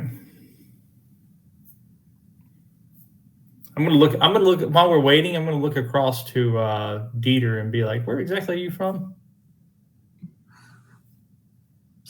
From land far away. Yeah, I mean, I think we're all kind of far away from here. Yeah, but this is like really far. I mean, hey, what about Ted? He's kind of strange looking too. I think Ted is from the dirt. The dirt? From the dirt? I don't understand. I can't understand you. As everybody kind of, sits down as at rest, server brings in, kind of silver trays full of various fruits that you're not necessarily familiar with, but are native here to Cholt. Some wine and drinks of that. Everybody kind of sits down, and Wakanga addresses all of you and just says, "What can I do for my guest here in the city?" Is Sandra in the room? Yeah, I'm sorry. Yeah, Sandra's in the room as well. She's reclining as well. Okay, Miss Sylvain sent us to find you. I think so. Wouldn't she kind of be Up to date. I mean, she hired us. So she'll chime in and just say, I meant this more of a, if you need me, this is where you will find me. We found you. And she'll motion to Wakanga and say, I have informed them, as you and Haven Tree are the only two to know besides this group of heroes, that I too am suffering from the death curse here. So I've actually hired these gentlemen to search out the source of this death curse. And I didn't know what assistance you might be able to provide in searching out where this might be coming from. She kind of goes into a very quick, short explanation of what happened back at the tower, how y'all encountered the Lich, and kind of the information y'all got from here. Who's talking to her besides us? Well, she's talking to Ukanga. Okay. Yeah, she's kind of filling him in on what brought y'all here and how y'all discovered the information about the death curse and what y'all know about it or think you might know about it type thing. Yeah, Tuttle turns to him. So it was it's most bogus, dude. Well, I mean, when he says most bogus, like, well, as she said, I mean, we're your best hope. That's sad. To conquer this death curse. So, what do you want us to do? It's like the Armageddon group going to destroy the asteroid. He will look at you with a big grin on his face. You get the impression this man smiles often. It's full of life and laughter. And he kind of smiles and says, "Yes, you are a great hope to my dear friend here, and I would love to provide any assistance I can for a dear friend of mine. Best hope, I don't know if I would say that, but hope, yes, indeed. We have great hope for you. The more he smiles, the more I smile. Yeah, so you just kind of keep getting wider and wider in the smile and the grin, and he kind of says, I don't know much about the death curse, but I am the prince here in Port Nazaru who is in charge of, sort of has a claim on all magic items, any kind of lore and information, history you might need to know. I would be happy to provide materials, any information you may have, magic items to help you along your adventures. But as far as the death curse, I do not know much. It's a terrible plague that is weighing heavy on all the people of Port Nazaru. Your people suffer from the death curse as well. Yeah, totes my goes. It says, yes, we have seen several who have been affected by this as well. I don't know anyone personally, but yes, it is definitely causing quite the stir and quite a fright in our people. we are a very proud city who does not allow murder. We don't see many killings happen in our city, but it is definitely put an extra safety net on the city. People are very much more cautious right now. Even our games, which are taking place starting tonight, we have made it a very fine point that no death is allowed, no killing allowed in the Coliseum. That's good. I see. And does this no killing? How do you feel about, say, killing bandits? He looks at you. He says, "Well, in the city of Port Nazaru, we believe strongly in laws and justice, and us princes dole out consequences and punishments for those who break our laws and our rules. While many of the Sword Coast think we are uncivilized, we take very seriously our rule of law here. We do not tolerate bandits, but we also do not murder. We believe they serve time. We have many places where they may serve out the consequences of their actions." Bro, have you ever heard of Roland? He's part of the Iron Lords. You do get a hint of recognition. He's like, the Iron Lords. Yes, I have heard of their tale. Their great deeds have spread from the Sword Coast to the island of Cholta. Oh, okay. We've heard information that they have helped stop a mad zealous group from raising a dragon god. As far as I know, bro, he was like the only one of the Iron Lords that like didn't murder somebody in the city. So He would have done great. He would have done great here. But it was just bandits only. That's what I hear. So, bro. He says, I do not know much about the individuals, only the broad story. Yeah, me too. I mean, I guess after that little stern warning, Dieter will share a look with the rest of the group and fill in as much of last night's story as he can, while trying to leave out the fact that we murdered about 7 or 8 people. Right. I will certainly say the group that we're amongst has never murdered anybody Make a deception check. that hasn't deserved it. Make a deception check. Okay. It's gonna be like a 2. No, nice. It was a 0, 15. With the sudden interest in talking about killings, he gets a little wary, but he does believe you. He says, well, good. I'm glad to hear it. We do not tolerate killing in the city. The only time killing is allowed at all is if someone procures a warrant for a assassination from the Princess Jessamine. Jessamine? Yes, Jessamine, one of the other princes. She is in charge of deciding when someone is deserving of death. And I would caution you not to kill unless sanctioned by Jessamine. Oh. Cal will chime in and say, well, you'll be happy to hear that 2 of the bandits we gave a stern talking to and released them on their way. Now, what do we need to do now? So let's go to the Coliseum for a second. Well, do we have anything else? I mean, we told them about the gold fragment and the plan to get it near someone. Is he aware of any like snake head artifacts that might be important? Are you bringing it up and showing it to him? Well, we already gave it to we him. gave it to him. Yeah, that's right. You gave it to Clevin. Are you bringing it up to him? Yeah. I kind of thought that's what we were doing, just telling them everything to get up to speed and get on to the next. Gotcha.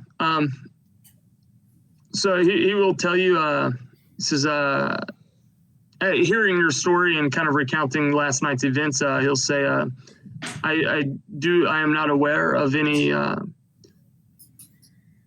conspiracies to get an object of such importance near You're a person, though. If there were a target, I would assume it would be one of the 7 princes, one of the 7 merchant princes. He says the object you describe, it does ring a bell, just a little bit. Is he kind of is going, yes, it does sound familiar. Where do I seem to have heard this from before? He goes, that's right. One of the prizes for the games, the tournament this weekend. I believe I'm not even gonna try to pronounce this name. Coyote. Yeah, dude. The merchant prince Coyote.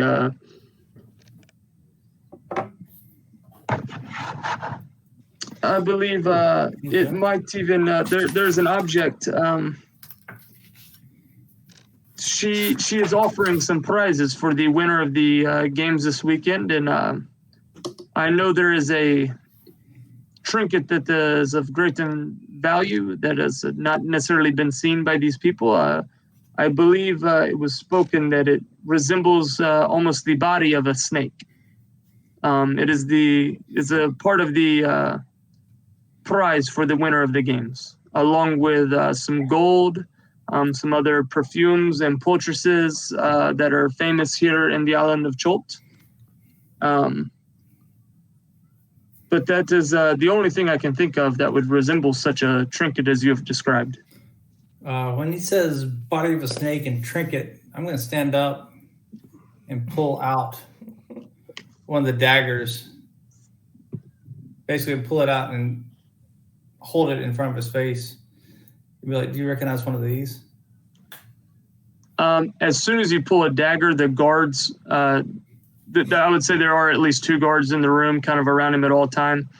They at least get tense for the moment at the pull of a dagger. And as soon as they realize no hostile intention, he kind of raises a hand and calms them down and says, presenting the hilt. Yeah. And he kind of sees it and goes, yes, I've seen daggers of this nature before.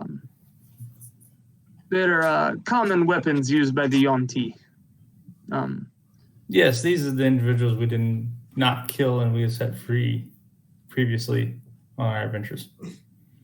And he says, well, just to assure you that we disarmed them and they have fled the city. What are these games that you said that she's giving this away as a prize? Cal would ask. No, real quick though, I'm going to answer Trevor real quick. Just to give this, then I'll answer that. He'll look at the daggers and he'll say, "This is a little troubling. The Yonti, ancient race here in Cholt, they still see the jungle as their territory, their kingdom. They have not been friendly to Port Nazaru. Says there is much history between the Choltian people and the Yonti. Based off the dagger you present, it seems that they may be involved in this in some manner. You're saying I do not not like the sound of that. You're saying not in a good way.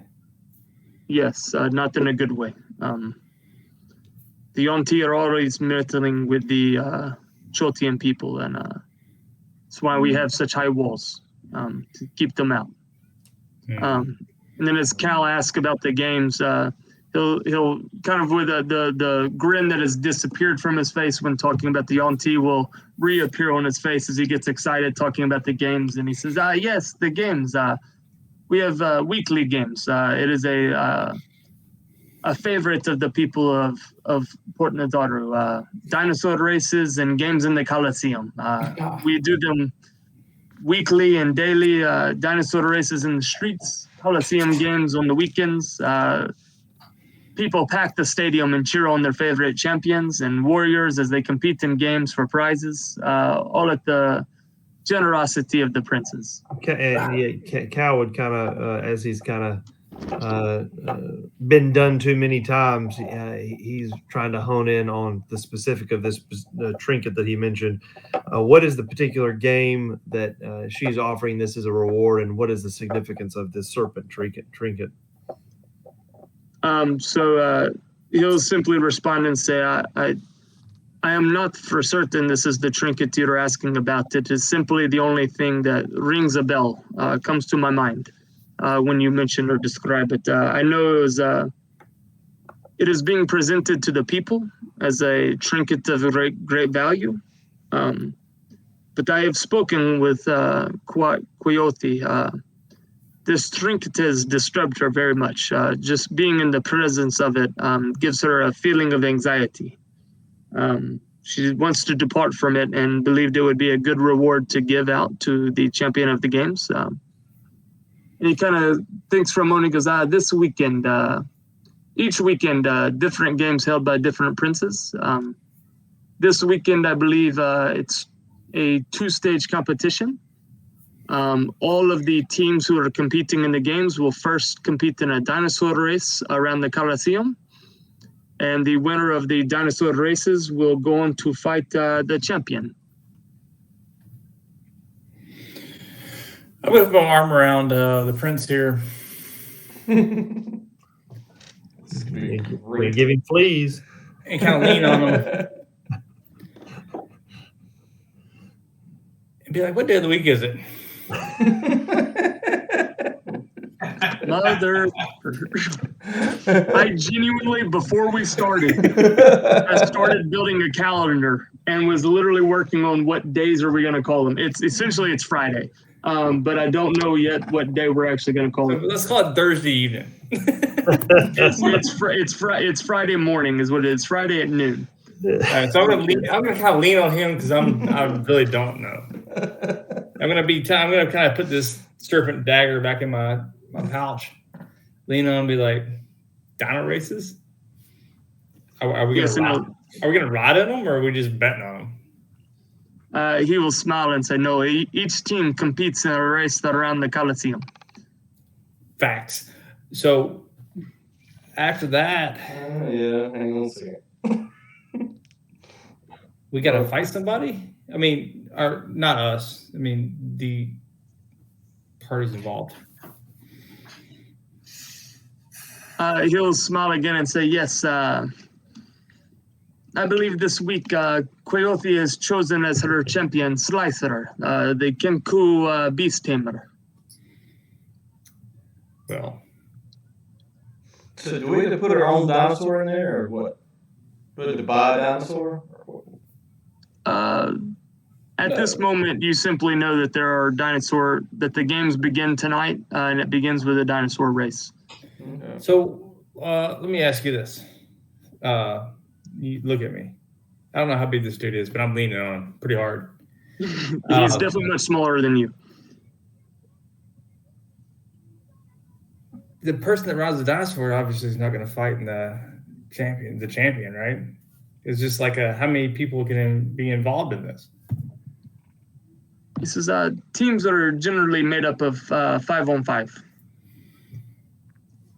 I'm going to take my weight off of him. And I'm gonna immediately look at Gustavo and say, yes, Gustavo, there are 5 people. Okay. I wasn't sure. Okay. Well played, sir. Well played. I was like, I didn't think we had enough. But All right, Cal can see where he can see his gears turning. I was like, okay, well, thank God.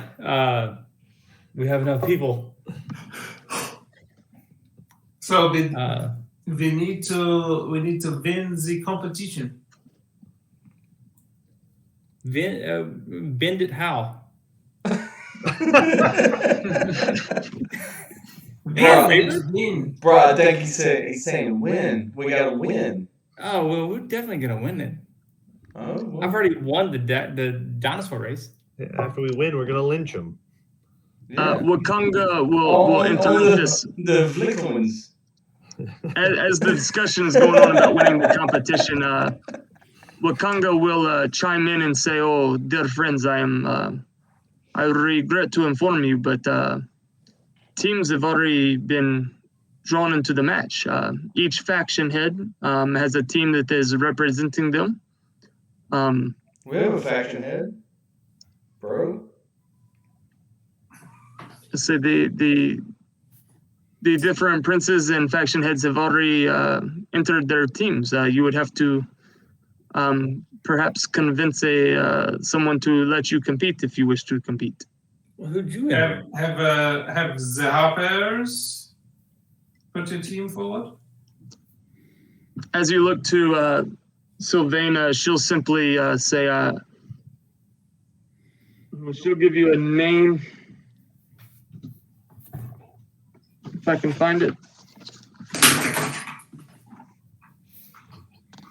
She'll address you and say, that she's not necessarily in charge of this territory. She stays on the Sword Coast, but that there is a contact from the Harpers here who kind of runs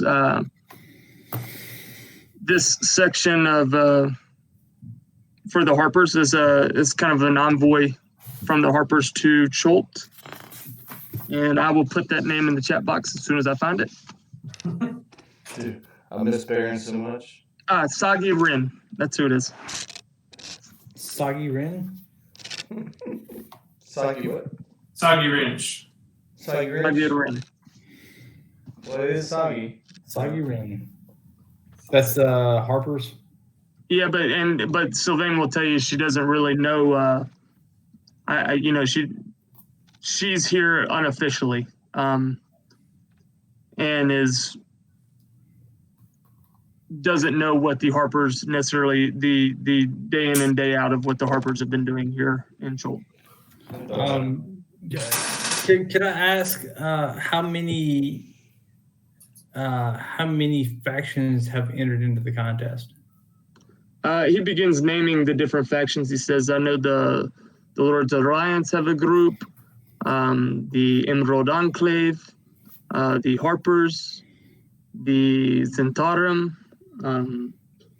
is on the Order of the Gauntlet, and each of the princes has a group as well." So you're Prince, right? He smiles. Yes, I am. Yes. So who have you entered? He says, "Oh, I have my champions, guards and gladiators who stay in my villa and offer protection for me." Cal would, having looked around as we kind of came in, and he would look and say, I have done an analysis of the current guards that are in your villa, and I can guarantee you with a 32% certainty that we are, or 32% better chance, of winning this tournament for you. Wakonga will let out a laugh, kind of a very loud laugh, and as he chugs, he's like, "I like this one. He speaks funny, but I like this one." Well, when he laughs, I'm going to put my hand on his chest. Be like, you don't laugh at my friend.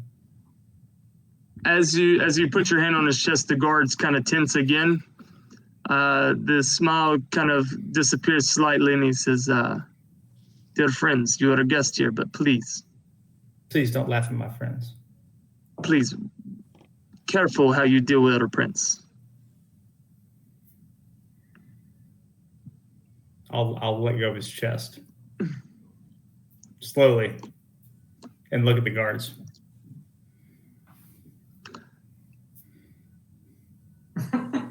Roll an intimidation. There we go. Oh. Oh. You chewed a little bit when you leaned back. They do not seem fazed by you guys, as they are comforted by the fact that they are within a villa that is filled with multiple guards and gladiators who have all been at the highest of their military training and have stood out amongst the regular soldiers, guards, etc., and been equipped here. So they don't, in their own dwelling, kind of in their home territory, they don't feel very threatened at the moment. 1047 would make the next logical thing. He would stand up and walk forward and say, should we pick or have a little contest between 5 of your best and us? With that, he kind of takes that into consideration. And he says, "Listen, gentlemen, yes, if if you wish to compete in the games, perhaps speak to one of the factions. I know we princes have our own private wagers on these games. I do not wish to risk my wager on guest I just met. Many of the factions sign up, but have not necessarily recruited a team just yet. I might suggest finding one of them to stake your place in the competition. I'm gonna unroll the odds sheet that I got from the betting that said 1 to 3 on the person I betted. Okay. I'm gonna say 1 to 3 we win these games. I'm gonna give him 50 of my gold. A giant smile will cross his face, and he'll say, "Yes, I will take that bet." All right, minus another 50. All right. I didn't say gold. I said silver. In game. All right, you set down gold though, right? Yeah. Oh, 100%. Okay. I don't have anything else. All I have is gold. Gotcha. Okay, to be completely fair, Cal, having never seen gambling before, and then seeing Yastava go and exchange his paper and then come back with it, and seeing that this seems to be a good percentage thing, now seeing Yastava do this again is going to concur. And I'm going to give all of the gold I have to the prince. How much is that? Shitload.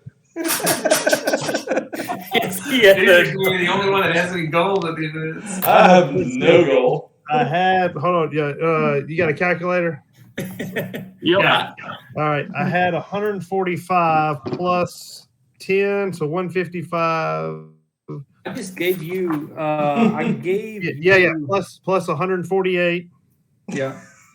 So that's 155 plus 148 That's 303. plus. Hold on. Plus the 10 for Ted plus the other.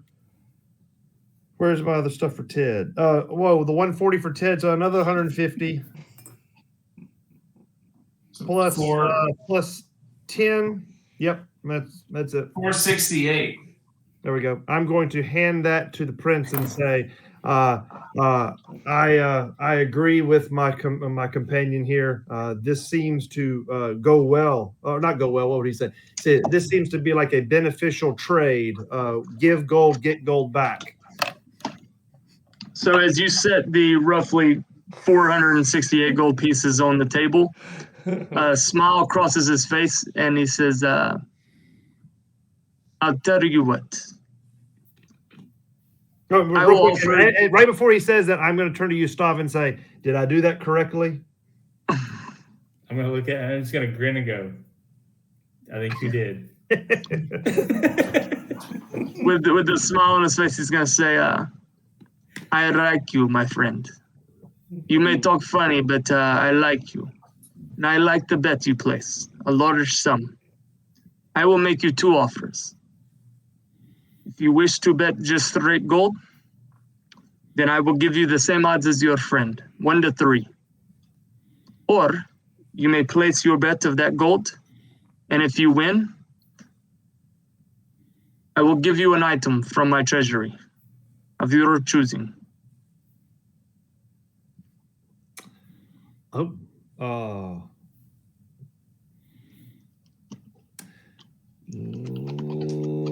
I like to play this randomly. He's gonna.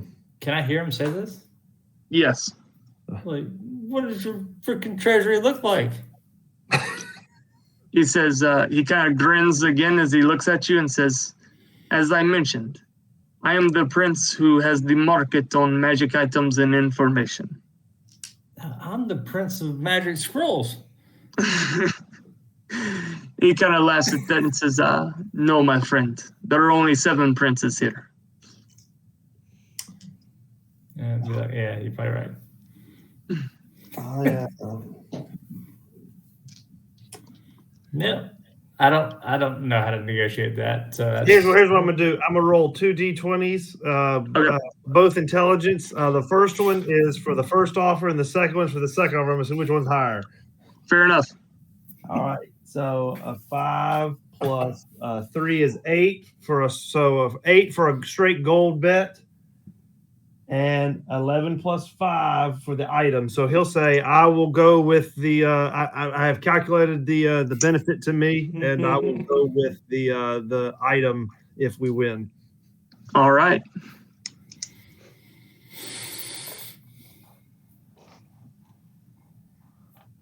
so is the item plus our gold back, or is it just straight up item? No, so that's the two wagers he offered to 1047 was we can do a straight gold wager in 1 to 3 odds, or you can wager your gold versus an item from my treasury. But if he picks item and he wins, he gets his bet back, right? That's what I'm asking. Like, yeah, he'll get his gold. Yeah, I mean, he keeps his Yeah, gold. I don't earn anything, but I just get the gold back. You get gold back plus the item. Yeah. Yeah. Okay. Instead of getting that's 3 all I wanna make times, sure. instead of getting 3 times the gold, he gets an item. You better get one heck of a magic item for 1,500 gold.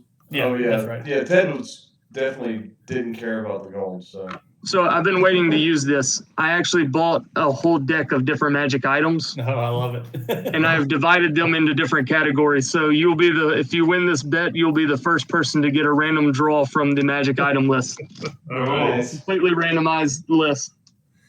All right. You're gonna make us spend a shitload of gold on random shit. That's all. Oh, I need to quit doing random ass bets. Yeah, we'll do it. We'll keep doing it.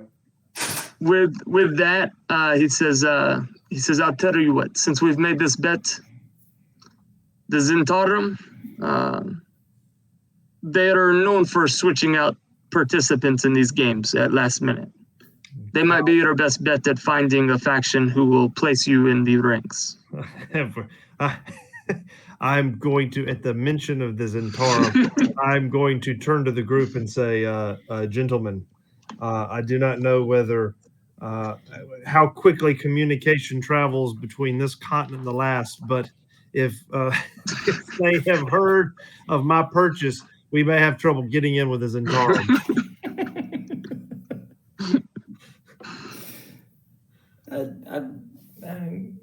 It's probably not very quick. Just a heads up. It's probably not very quick. Can we? I mean, This conversation is taking like 45 minutes, so I mean, we can easily have a fight.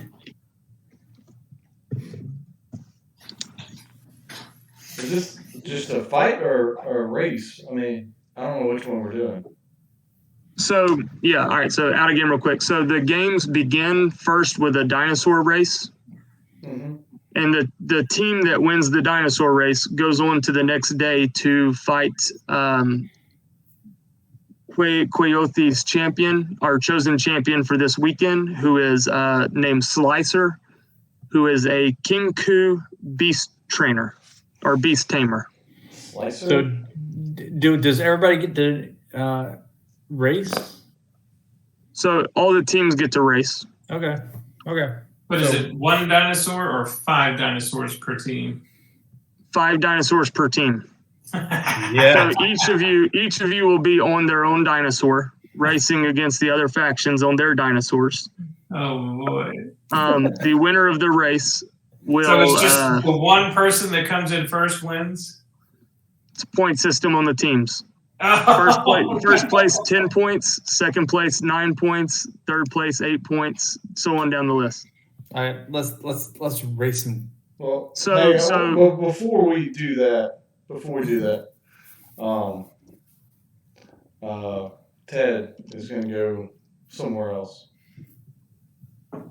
Well, we're still in this room with this person, so. Okay. Well, he's going to walk out of there. Okay. And Ted exits the room. Well, and let me ask you a question. If he explained the way the dinosaur race is to us, then Cal would have to ask, he would look down and go, what dinosaur am I going to ride? wait. With that, he does kind of let out a laugh again as is common for him. And he says, This will certainly be a difficult task for you, my friend. From what I believe I remember hearing, everyone will be racing on the same species of dinosaurs. What? This might prove difficult for you. Oh, never mind. Already left. All right, hold on. All right, what you want to do? Oh no, I was gonna leave and go to a Velociraptor, but since Turn into one? Yeah.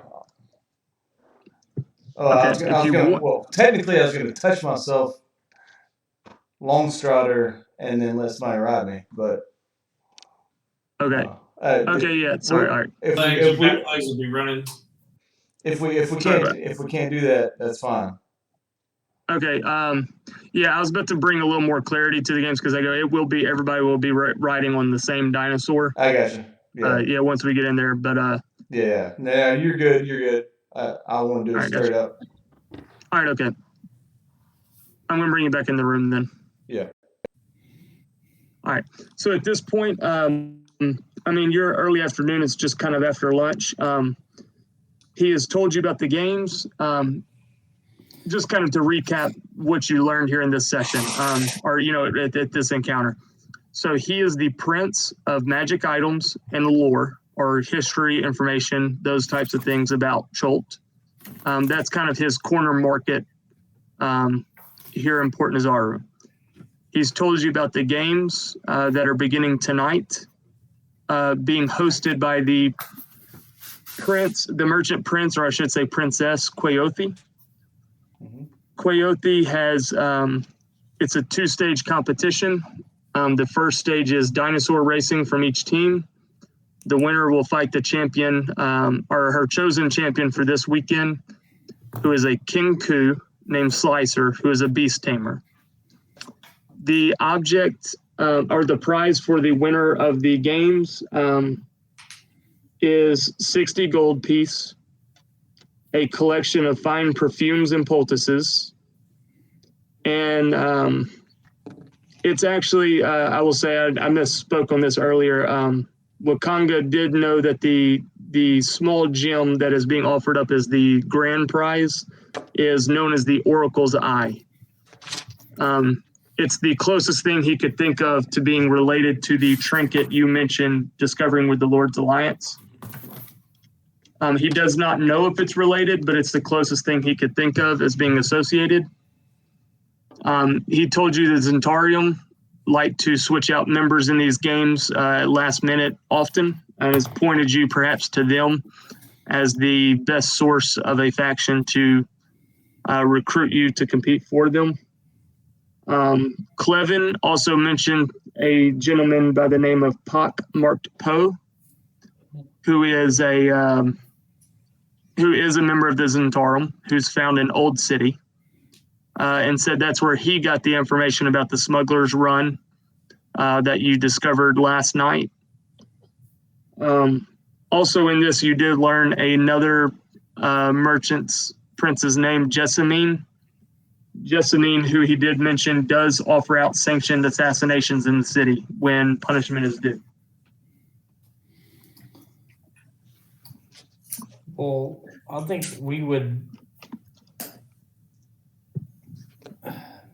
I guess, just kind of trying to recap kind of all the information. I think Close tonight. I think our next step would go see the Zentarum and see if we could get in the games this evening. Yeah, Number one. Gotcha. Yeah, just swap out with whoever they got in there. Yeah, I mean, we're gonna tell those guys to go to hell. Gotcha. So and just out of game real quick, speaking of the dinosaur races, to simplify it, I'm not actually including all the different factions. It's basically going to be y'all's team versus one other team that will actually like roll for and compete against, but thematically it's all the teams. Does that make sense? Yeah. So it'll be you 5 versus their 5, that will actually roll and play for. But thematically it's going to be all the teams. Yeah. It's gonna be a collective them versus us. Yeah, so to speak. So I just want to bring some clarity to that. And also because I know we've all kind of grown up. I think it would be fun if you roll. I think it'd be fun if you rolled 42 different teams. That way you could beat Trevor's record from Tiamat. I would say that is. I definitely thought about how many people were in the competition and thought, man, that is a lot of people. that would take a long time. Let's see, what else was I going to do?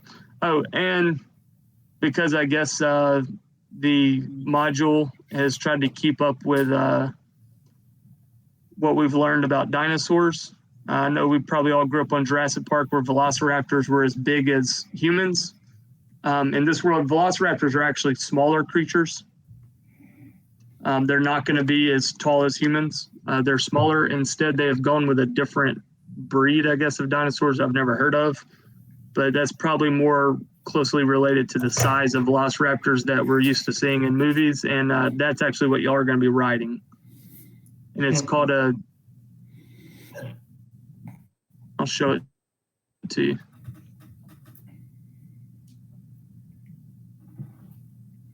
Yes. So that's actually what y'all will be riding. It actually says it's like the larger cousin of the velociraptor. It's a danger chicken.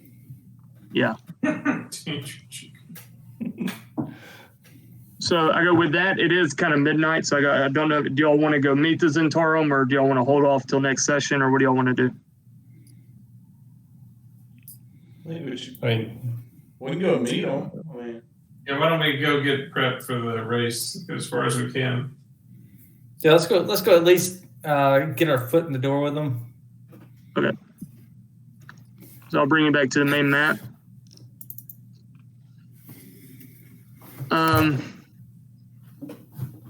It's going to be this top left corner of the map. Old City is where you were directed to go to meet the Zentarum. Mm-hmm. As you exit through, there's a giant gate up here, that's clearly a place of entrance that separates Old City from, the Port Nazaru proper. As you exit the gate, you do realize this is a very poor area. This is sort of like a slums, you would consider it.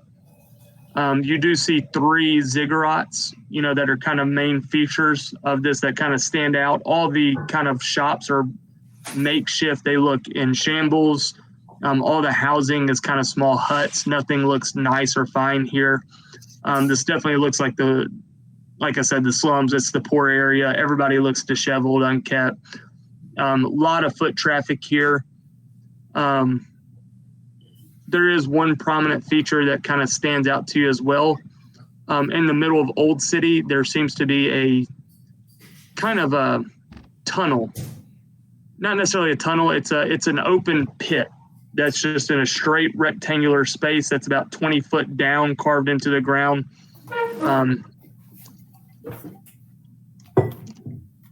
Just walking through Old City, you hear the name Executioner's Run.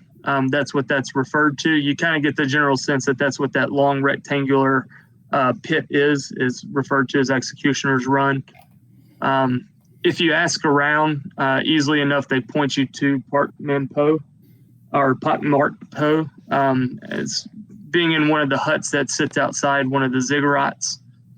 And that's where you'll go and find Pak Mark Po. He's while it's still a kind of ruined hut, it doesn't look as nice as Port Nazaru proper. It definitely does stand out as a little bit finer than all the rest of the huts around the area.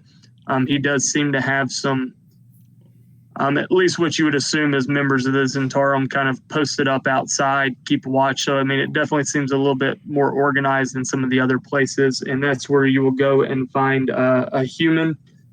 If you knock on the door and enter there, you'll be greeted by a man named Pak Mark Po. He will introduce himself to you.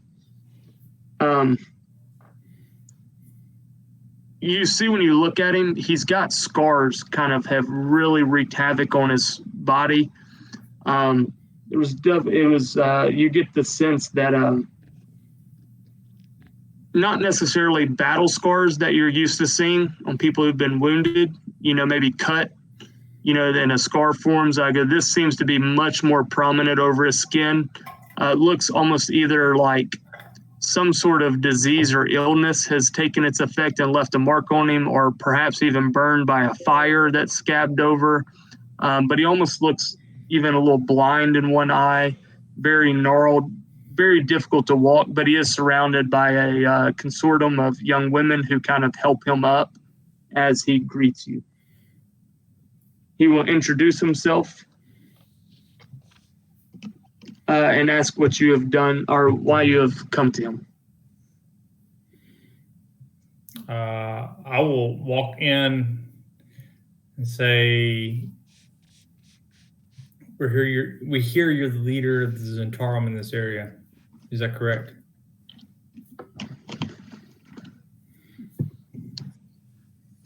He kind of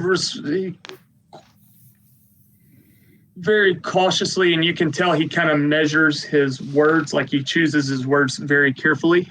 And he says,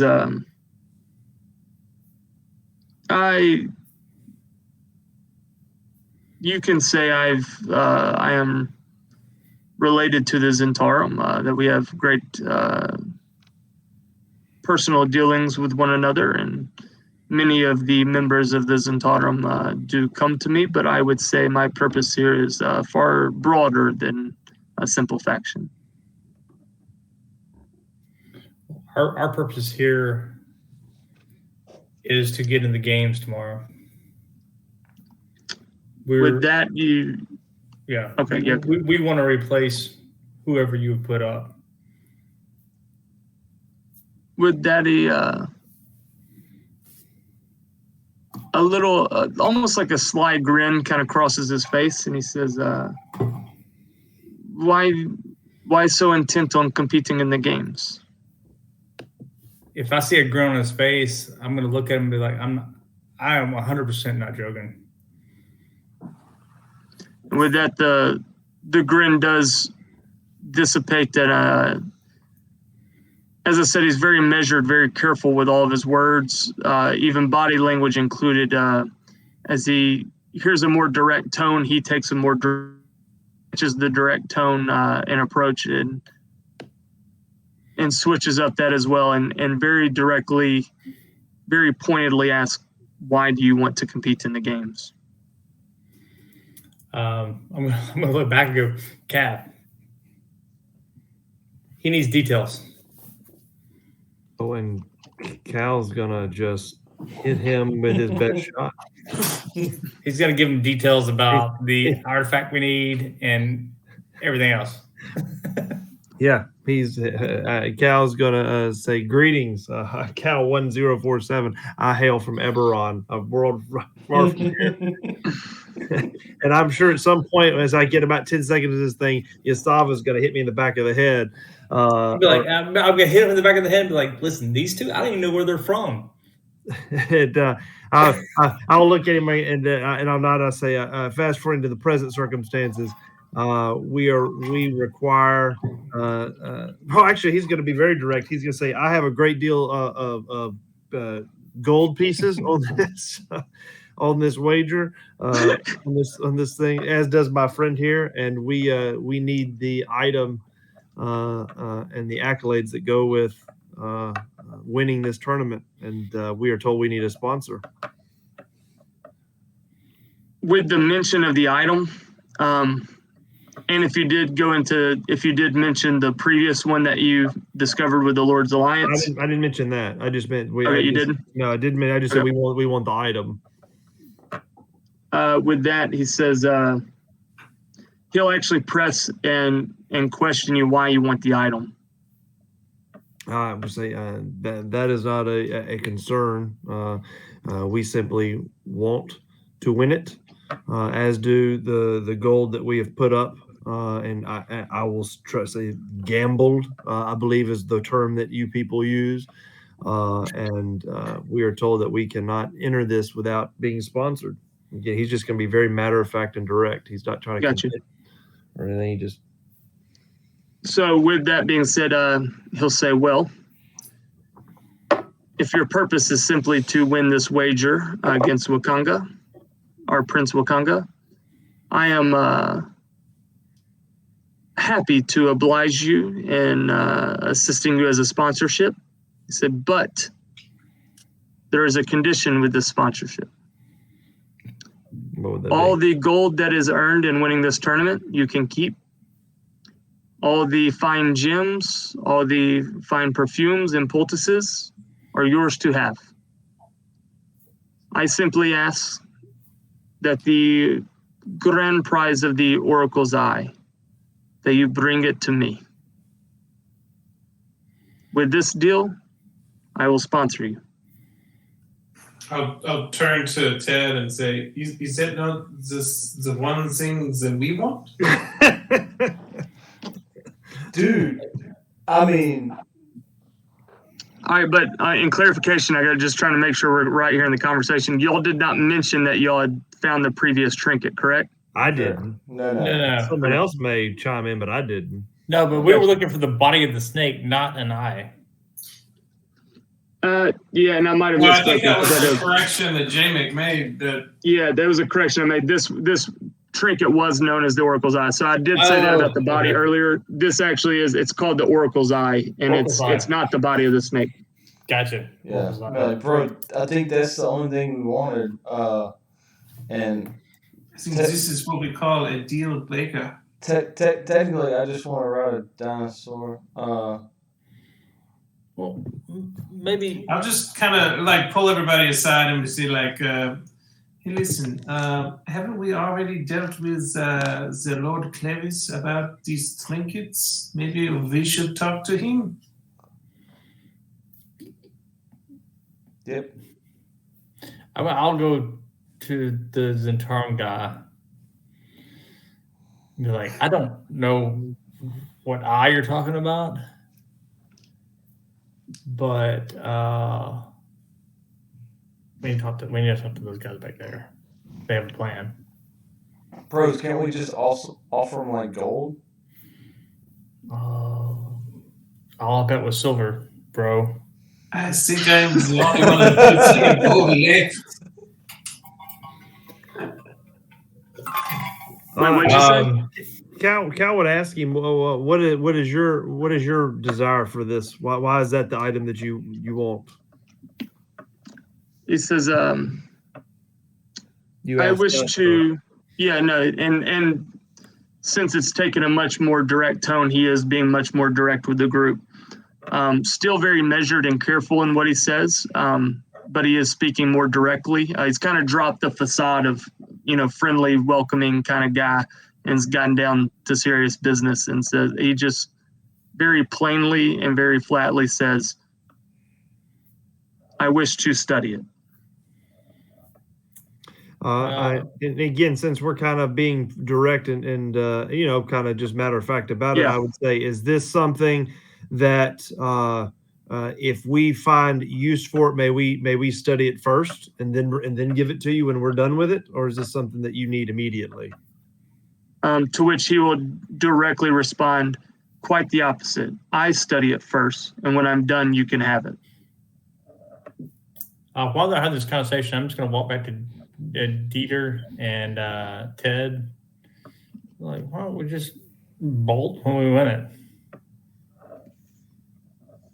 And while I'll let them discuss their stuff because they're kind of doing that while I'm talking directly to you.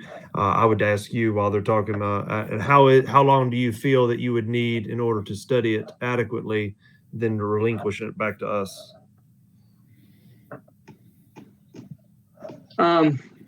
To that, he'll say, that's an impossible answer. I will not know until I'm able to examine it myself personally. All right. So, and then I would ask, I don't know, they're behind talking to me. May I have a few moments to confer with my companions? Says absolutely. And then I'll turn back to them and come into their conversation whenever I'm sure they're talking now. So. Yeah, I mean, I would be in the middle of saying, hey, to hell with this guy. All we want is entry into this competition. We win it, we do what we want. Isn't that kind of the deal? Like, not our problem. I mean, it's not like they're going to kill us. See, I wouldn't have heard any of this, so I'm just going to simply walk up as they're finishing talking about that stuff, and I'm going to say, gentlemen, I've conferred with him, and the same item that we seek, he wants to study first. If we agree to that, he will sponsor us. So the guy we're talking to is a prince as well, or is he just? No, this is a leader. He's He's a faction leader Yeah. for the Zentarium. Yeah, he kind of runs the Zentarum and Cholt. in character. I don't give a shit about this guy. All I want to Wait, do. so the leader of the Lord's Alliance sent us to the leader of the Zentarium to get information? Yeah, so Clevin, who is kind of the head of Lord's Alliance here in Port Nazaru, he told you that this man, Puck Marked Poe, is the one who informed him about the smuggling operation. Mm-hmm. And he thought there was a conspiracy to speak an item of great importance into the port. So he kind of tipped off the Lord's Alliance and thought they may be interested in searching that out. Well, why don't we why why don't we tell Poe that we've already worked for Clevis and we already retrieved an item for him? Maybe that'll do us some good. Yeah, I mean, it couldn't hurt because I'm still on the board of to hell with this guy. We don't have the item either, so you can't really take it from him. Yeah, we'll tell him exactly. Tell him 100% the truth. Yeah. Okay. So as you inform him of Clevin hiring y'all to find the smugglers and the trinket, and you turned it over to him, he sits back and takes in kind of a recounting story of what took place. And he says, well then, with all mystery set aside, I believe the Oracle's Eye is related to the piece that you found. It seems that we might all have the same end in mind here. With that being said, we are all the factions are investigating this death curse. We all want to get to the bottom of it. We're all searching down our own leads. I do believe there is another person you should know whose name is Sagi Rin, which I did put that in the chat earlier. Yeah, That's the Harper contact. Yep. And he'll tell you that is kind of the person who runs the Harpers here in Port Nazaru. Sagi Rin has been inquiring about this item. I believe we're looking for the same item. Sagi Rin is where I sort of got my information from, as our group is pretty skilled in getting information from others. That's where I came across it. And so my offer still stands. You can do with the trinket as you wish after you win it. I simply wish to see it and examine it first. After that, after I'm allowed to personally examine it myself, I would actually recommend that you take it to Sagi Rin. Insight check this dude. All right, roll an insight. I think it's a good deal. Boom! Oh. It is a critical. Man, dice, what's that? And that was a natural 2 for his roll, so definitely 1. So you do get the sense that he does not trust you. You get you get the sense that this is a very cunning person, full of wisdom. If there's a way for him to lie, cheat, steal to get his goals, he certainly will. You get that from him. But in this instance, you don't believe he's lying about the offer. You believe he's sort of dropped the facade in any kind of word games, and he is being direct about he wants to see the item first. And he did offer you he even recommended that you take it to the Harpers afterwards. You get the sense that you are the backdoor deal that he's making. He's making the backdoor deal with you guys away from the presence of other factions so that he can examine it and learn about this item first before the other factions do. Well, I'm fine with garnering goodwill with everybody at this point, so what the heck? Maybe we give him a deadline, not unlimited time. Yeah. Somebody needs to do that. I was just Yeah. Somebody wanna make that offer with him? I'm just saying. I inside checked him, so I'll tell him. You know what? I'll say, dude, like we can give you like an hour, and if we can hang out with you while you do it. But we're gonna want it back real quick because we're kind of making a deal with the other people first. Make a persuasion check.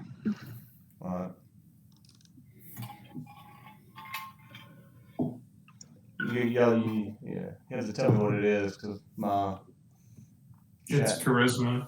no. Oh yeah, charisma. Yeah. I just 16. can't. I can't see it. It's a 16. It disappeared. Yeah. 16. All right.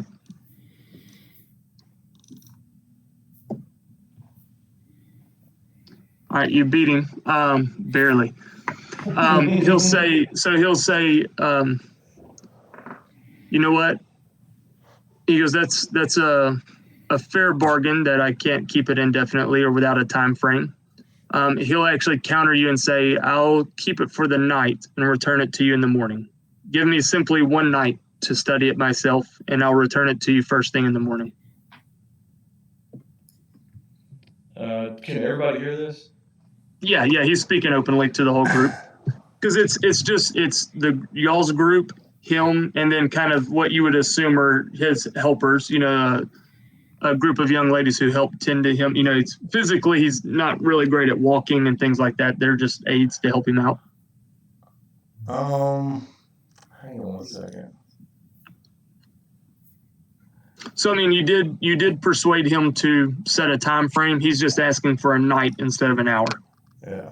That works. I mean, he looks feeble.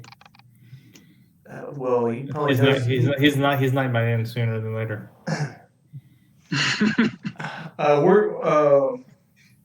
Shit. I'm not Baron. Fuck. So yeah, You get everything you're asking for. yeah. Yeah. I'm good. I think we're at a win-win here. Yeah. So I guess we'll agree to that. You're asking for an hour. He asked for like 6 hours. So Yeah. So with that, if the deal is struck, he will go back to, or he'll kind of motion to one of his aides to grab something from the desk.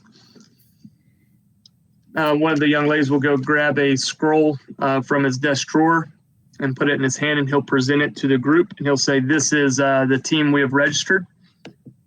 He says it is the team name that we have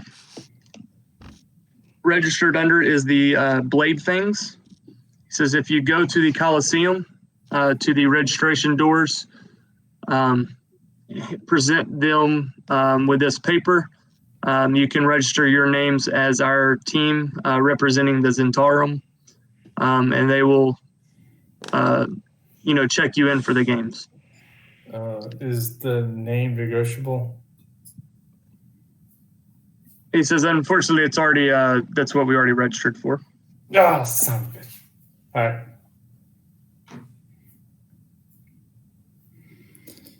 We're the Blade Fangs.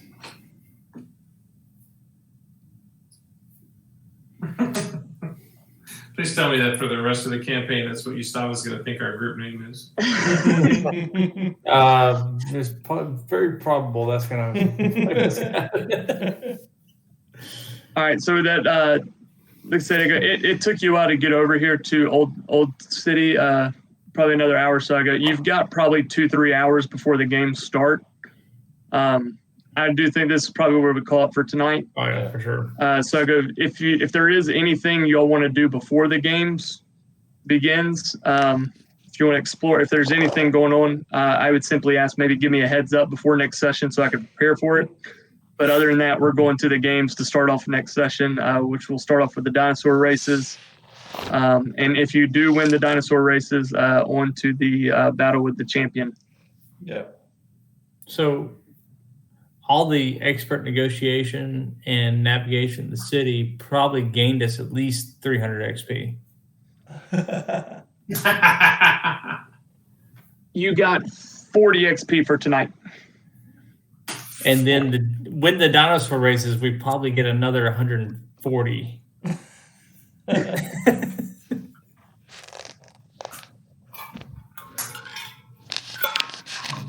Can we just I'll give you another 20 XP for the winning the bet. Can we go pick a fight in a bar or something real quick? I don't know if that would earn you enough XP. I don't know if a bar fight would earn you enough, but I'll tell you what, you win the dinosaur races and the champion fight, and you'll definitely be level 3. Okay, fair enough. Oh, yeah. Just dangle that carrot a little bit harder, huh? I was already playing on level 4. I'm on D&D Beyond. I'm definitely clicking level 3. You are 250 XP away from level 3. Oh, so far right. away. I wasn't counting on Cab to follow my expert lead on the betting to bet all of our goddamn gold. That was so. This is great. what happens I love whenever that so much.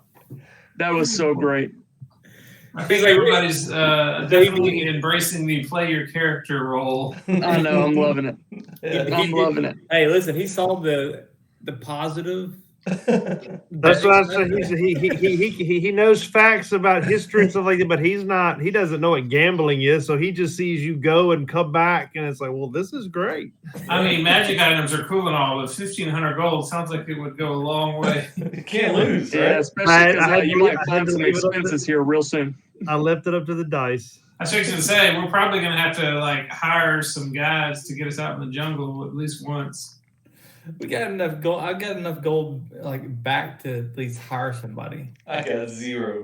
It's awesome. Yeah, we haven't even gotten to the exploring the jungle yet and what that might cost you guys. But yeah, no, I love it. Didn't we even meet a guide and we didn't even ask them what it would cost? No, we you didn't. met a pair of siblings, Tabaxi siblings who are guides. We met Cask, River Mist, and Flask of Wine. Yep. They better cut us the old friend discount, man. They're not associated with the faction, so they may be cheaper or maybe more expensive. I don't know. I will say Cholt is going to be a place where fortune can be gained quickly and lost quickly. We're learning that rapidly. Hey, are there banks in town? Are there what? Like a bank? Yes, there actually is. I don't know about y'all, but I don't want to carry everything we own into the jungle every time we go. Yeah, no, there actually is a vault. Maybe we could rent some secure storage or something. Well, we need some money to rent something, and our robot friend has. Which listen, 100%. That is his MO. Hey, we won 3 times our money on a dinosaur race.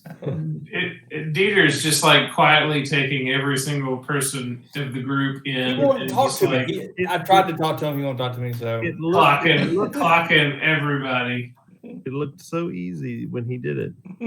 Yeah, actually, so if you're looking at the Coliseum, number 20 there. Yeah. Just to the southeast of that, there's another big building, number 21. Mm-hmm. That is the highest point in the city, and it is known as the Hall of Gold. And it is exactly what it sounds like. It is the most extravagant looking, looks as if it's made from pure gold type building.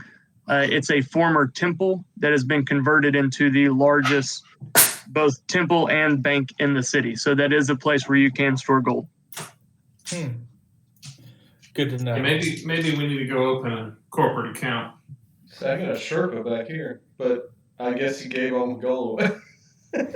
Especially since one of us doesn't even want to touch the gold. I'll tell you what, I'm even going to throw out another name for you here to know.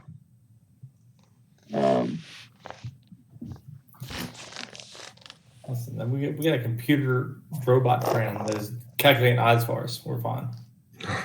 Never tell me the odds. Right now, to be honest, his odds are this is 100%. He has no experience otherwise, though. We're batting 1,000 right now, so until I'm completely on board with him too because I put almost all my gold into it. I think he put all my gold into it, which is fine. I didn't want any anyway. So, Cyborson. Yeah, that name right there, that is aside from the merchant princes and princesses that rule Port Nazara, this is the next most influential person in the city. She is considered a priest at the Hall of Gold because it is considered almost a temple, more than just a bank, but almost like a temple in itself. And she's the one that runs the whole thing. We'll simply But say that would be like walking up to SpaceX and demanding to meet with Elon Musk, right? Yeah, sort of. Yeah, that's a fair assumption. I'll simply say that before y'all departed from the Zentarum guy, that y'all asked about a bank and he pointed you in this direction, gave you that name, and said if you're looking to store items, that might be the best place to go. Oh, that would have been good to know like a minute ago. But we're good. We didn't ask. I will say, I am excited for someone to draw for a random magic item from the deck. I am too. If we have any gold to buy a magic item. Well, all we gotta do is just win a dragon race or a dinosaur race and defeat a champion, the Beastmaster. Should be fine. A beast trainer, I think, is what he said. I'm gonna go Beastmaster. Here, one more thing, just to add an extra, like just a piece of clarity, because it didn't necessarily come out directly in the conversation with Wakanda. But I'll just fill you in, just again for clarity's sake. In the conversation with Wakanga, you learn that each merchant prince has a monopoly on different items that are bought and sold in the city. So every princess has their specialty that they deal with. And nothing gets bought and sold in this city without that prince or princess's approval. So Wakanga is magic items and lore, history, intelligence, that kind of stuff. Doesn't really come and go through Port Nazara without his permission. So if you are seeking to purchase magic items, you're going to need some sort of approval from Wakanga. Wakanga, does he control so when you say intelligence and charisma and all that, does he control the items, or is that like amongst the princesses? Like one does strength, one does intelligence, one does Fair. So it's not that. What I mean by that, I'm bringing up information because it's a more common word than lore. But if you want to know about Cholt, if you want to know about its history, about cities, about okay, I got you. Anything like that. Like this is like the librarian of Choltian history. Okay. So if you want to know about something, this is probably the best guy to go ask about any kind of historical significance of a city. That's Wakanga. Yeah. Gotcha. Yeah. Okay. I didn't know if the different princesses had different princesses. Yeah, it's not broken down as much that way into attributes, but it is definitely broken down that way into items. Gotcha. Meaning outside of game, I'll just tell you without giving names because you'll find out as you go. Like Wakanga is magic and lore. Jessamine, who I did mention was about assassinations, also deals with like plants and poisons. Quaothi, who is giving out perfumes and poultices, deals with like insect repellents, perfumes, alcohols, things like that. You know what I'm saying? So each one has kind of a market on certain items that are, brought to and from the port. Gotcha. From inside the island to outside. Yeah. And even within Port Nazara, they kind of control what's allowed to be sold, what's not allowed to be sold. While common items, fill the markets. If you're looking for something that's not as common, you're probably going to need the approval of the corresponding prince or princess to obtain a more uncommon version of an item or, anything of that nature. What I would need like within a matter of days would be like a mint oil or something like that to keep the fleas off of me? I will say there is a very common insect repellents that are sold here specifically for those who are venturing out into the jungle to keep bay some of the various. It's been a problem in my life, like fleas. So I found mint oil like in my fur, keeps the fleas off of me. Without a doubt, very fair enough. I will say you will have a bigger problems than fleas once you get to the jungle. Larger fleas. You're going to find some larger fleas that have a bigger bite and more lasting consequences. But it makes my fur look really good. Hey, real quick, because I actually meant to do it earlier. I thought about it twice and didn't because we were kind of in the middle of conversation. Somebody roll me a D100. Oh shit. Okay, I'll do it. Yeah. 57. God, I'm like 50 or 60. Yeah, you've hit 70, 66, and 57. Mm-hmm. What was mine? I think mine last time was it 40? Yeah, yours was different though. You were rolling for something different. Oh, Yeah. joy! You were rolling for various rumors that you hear about town. Okay. I was gonna say we got several things going. Yeah, for sure. And as I said, I am keeping track of influence earned with various factions and princes and princesses. Yeah. So I like you it. did something for the Lord's Alliance, you've got a point of favor towards them. That deal. So I am keeping track of that. Good. And now we're working loosely for a Zentarium, maybe? Yeah, it depends on how you handle the situation, but it's a chance to earn favor with them. Like you already got a point with the Harpers just for knowing Sylvain. You got a point with Lord's Alliance for the mission there. And you got a point with Wakanga for being friends with Sylvain. Yeah, well, No, it's good to be honest. Yeah, we got any problems yet. You also haven't done a whole lot yet. I will say outside of game, There's some conflict. being in Anchorage outside the city walls, the laws are not as strictly enforced outside the city walls. So I go with death of bandits out in Anchorage. It's not necessarily an uncommon thing. So Anchorage, Malar's Throat, and Old City, they kind of have their own mini rule of law.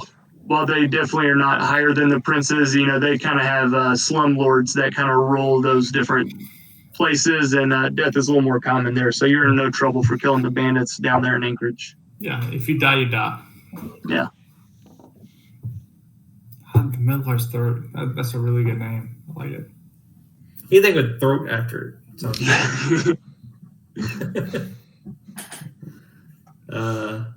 There was a place on Mintaran that was a throat name Yeah. that I think Carrot really wanted to go back to. I do now. there's a one-shot opportunity, I'm sure. Carry And that would be like the intro to the one shot at this point. Yeah. All right. Well, that was good. I think Yep. we have set the Set the table. Yeah. The plates are Yeah. in place. Hey, so I don't want to metagame. No, you're good. The egg that Monty found, Yep. he has it with him, and he went to the The temple. monastery or wherever he went. Mm-hmm. Is it 51 minutes? I'm going to text him and tell him he can go look at it. So, is that something he can study there? I mean, I'm just asking for him out of game if he wants to do something during this episode or this session. Could he like study it or like look at it or something like that? So what Monty did in this session was he was given a book. Oh, that's right. That's right. Because that they recovered, that they got from a monastery in search of the death curse. He thought it might be related. Upon studying it, it was more of a martial arts type book. It had no relation that they could see between that and the death curse. They gave it to him. He flipped through, recognized some things, and he went to go study that book. So he's studying to develop his character. Yeah, so when he hits level 3 and chooses his path, that book is where he learned, Gotcha. kind of his martial arts specialty. So going forward, that egg, is that something he could like learn about or incubate or? We'll see what happens. Okay. Just curious. I'd say in about a week's time frame, we'll see what happens. Nice.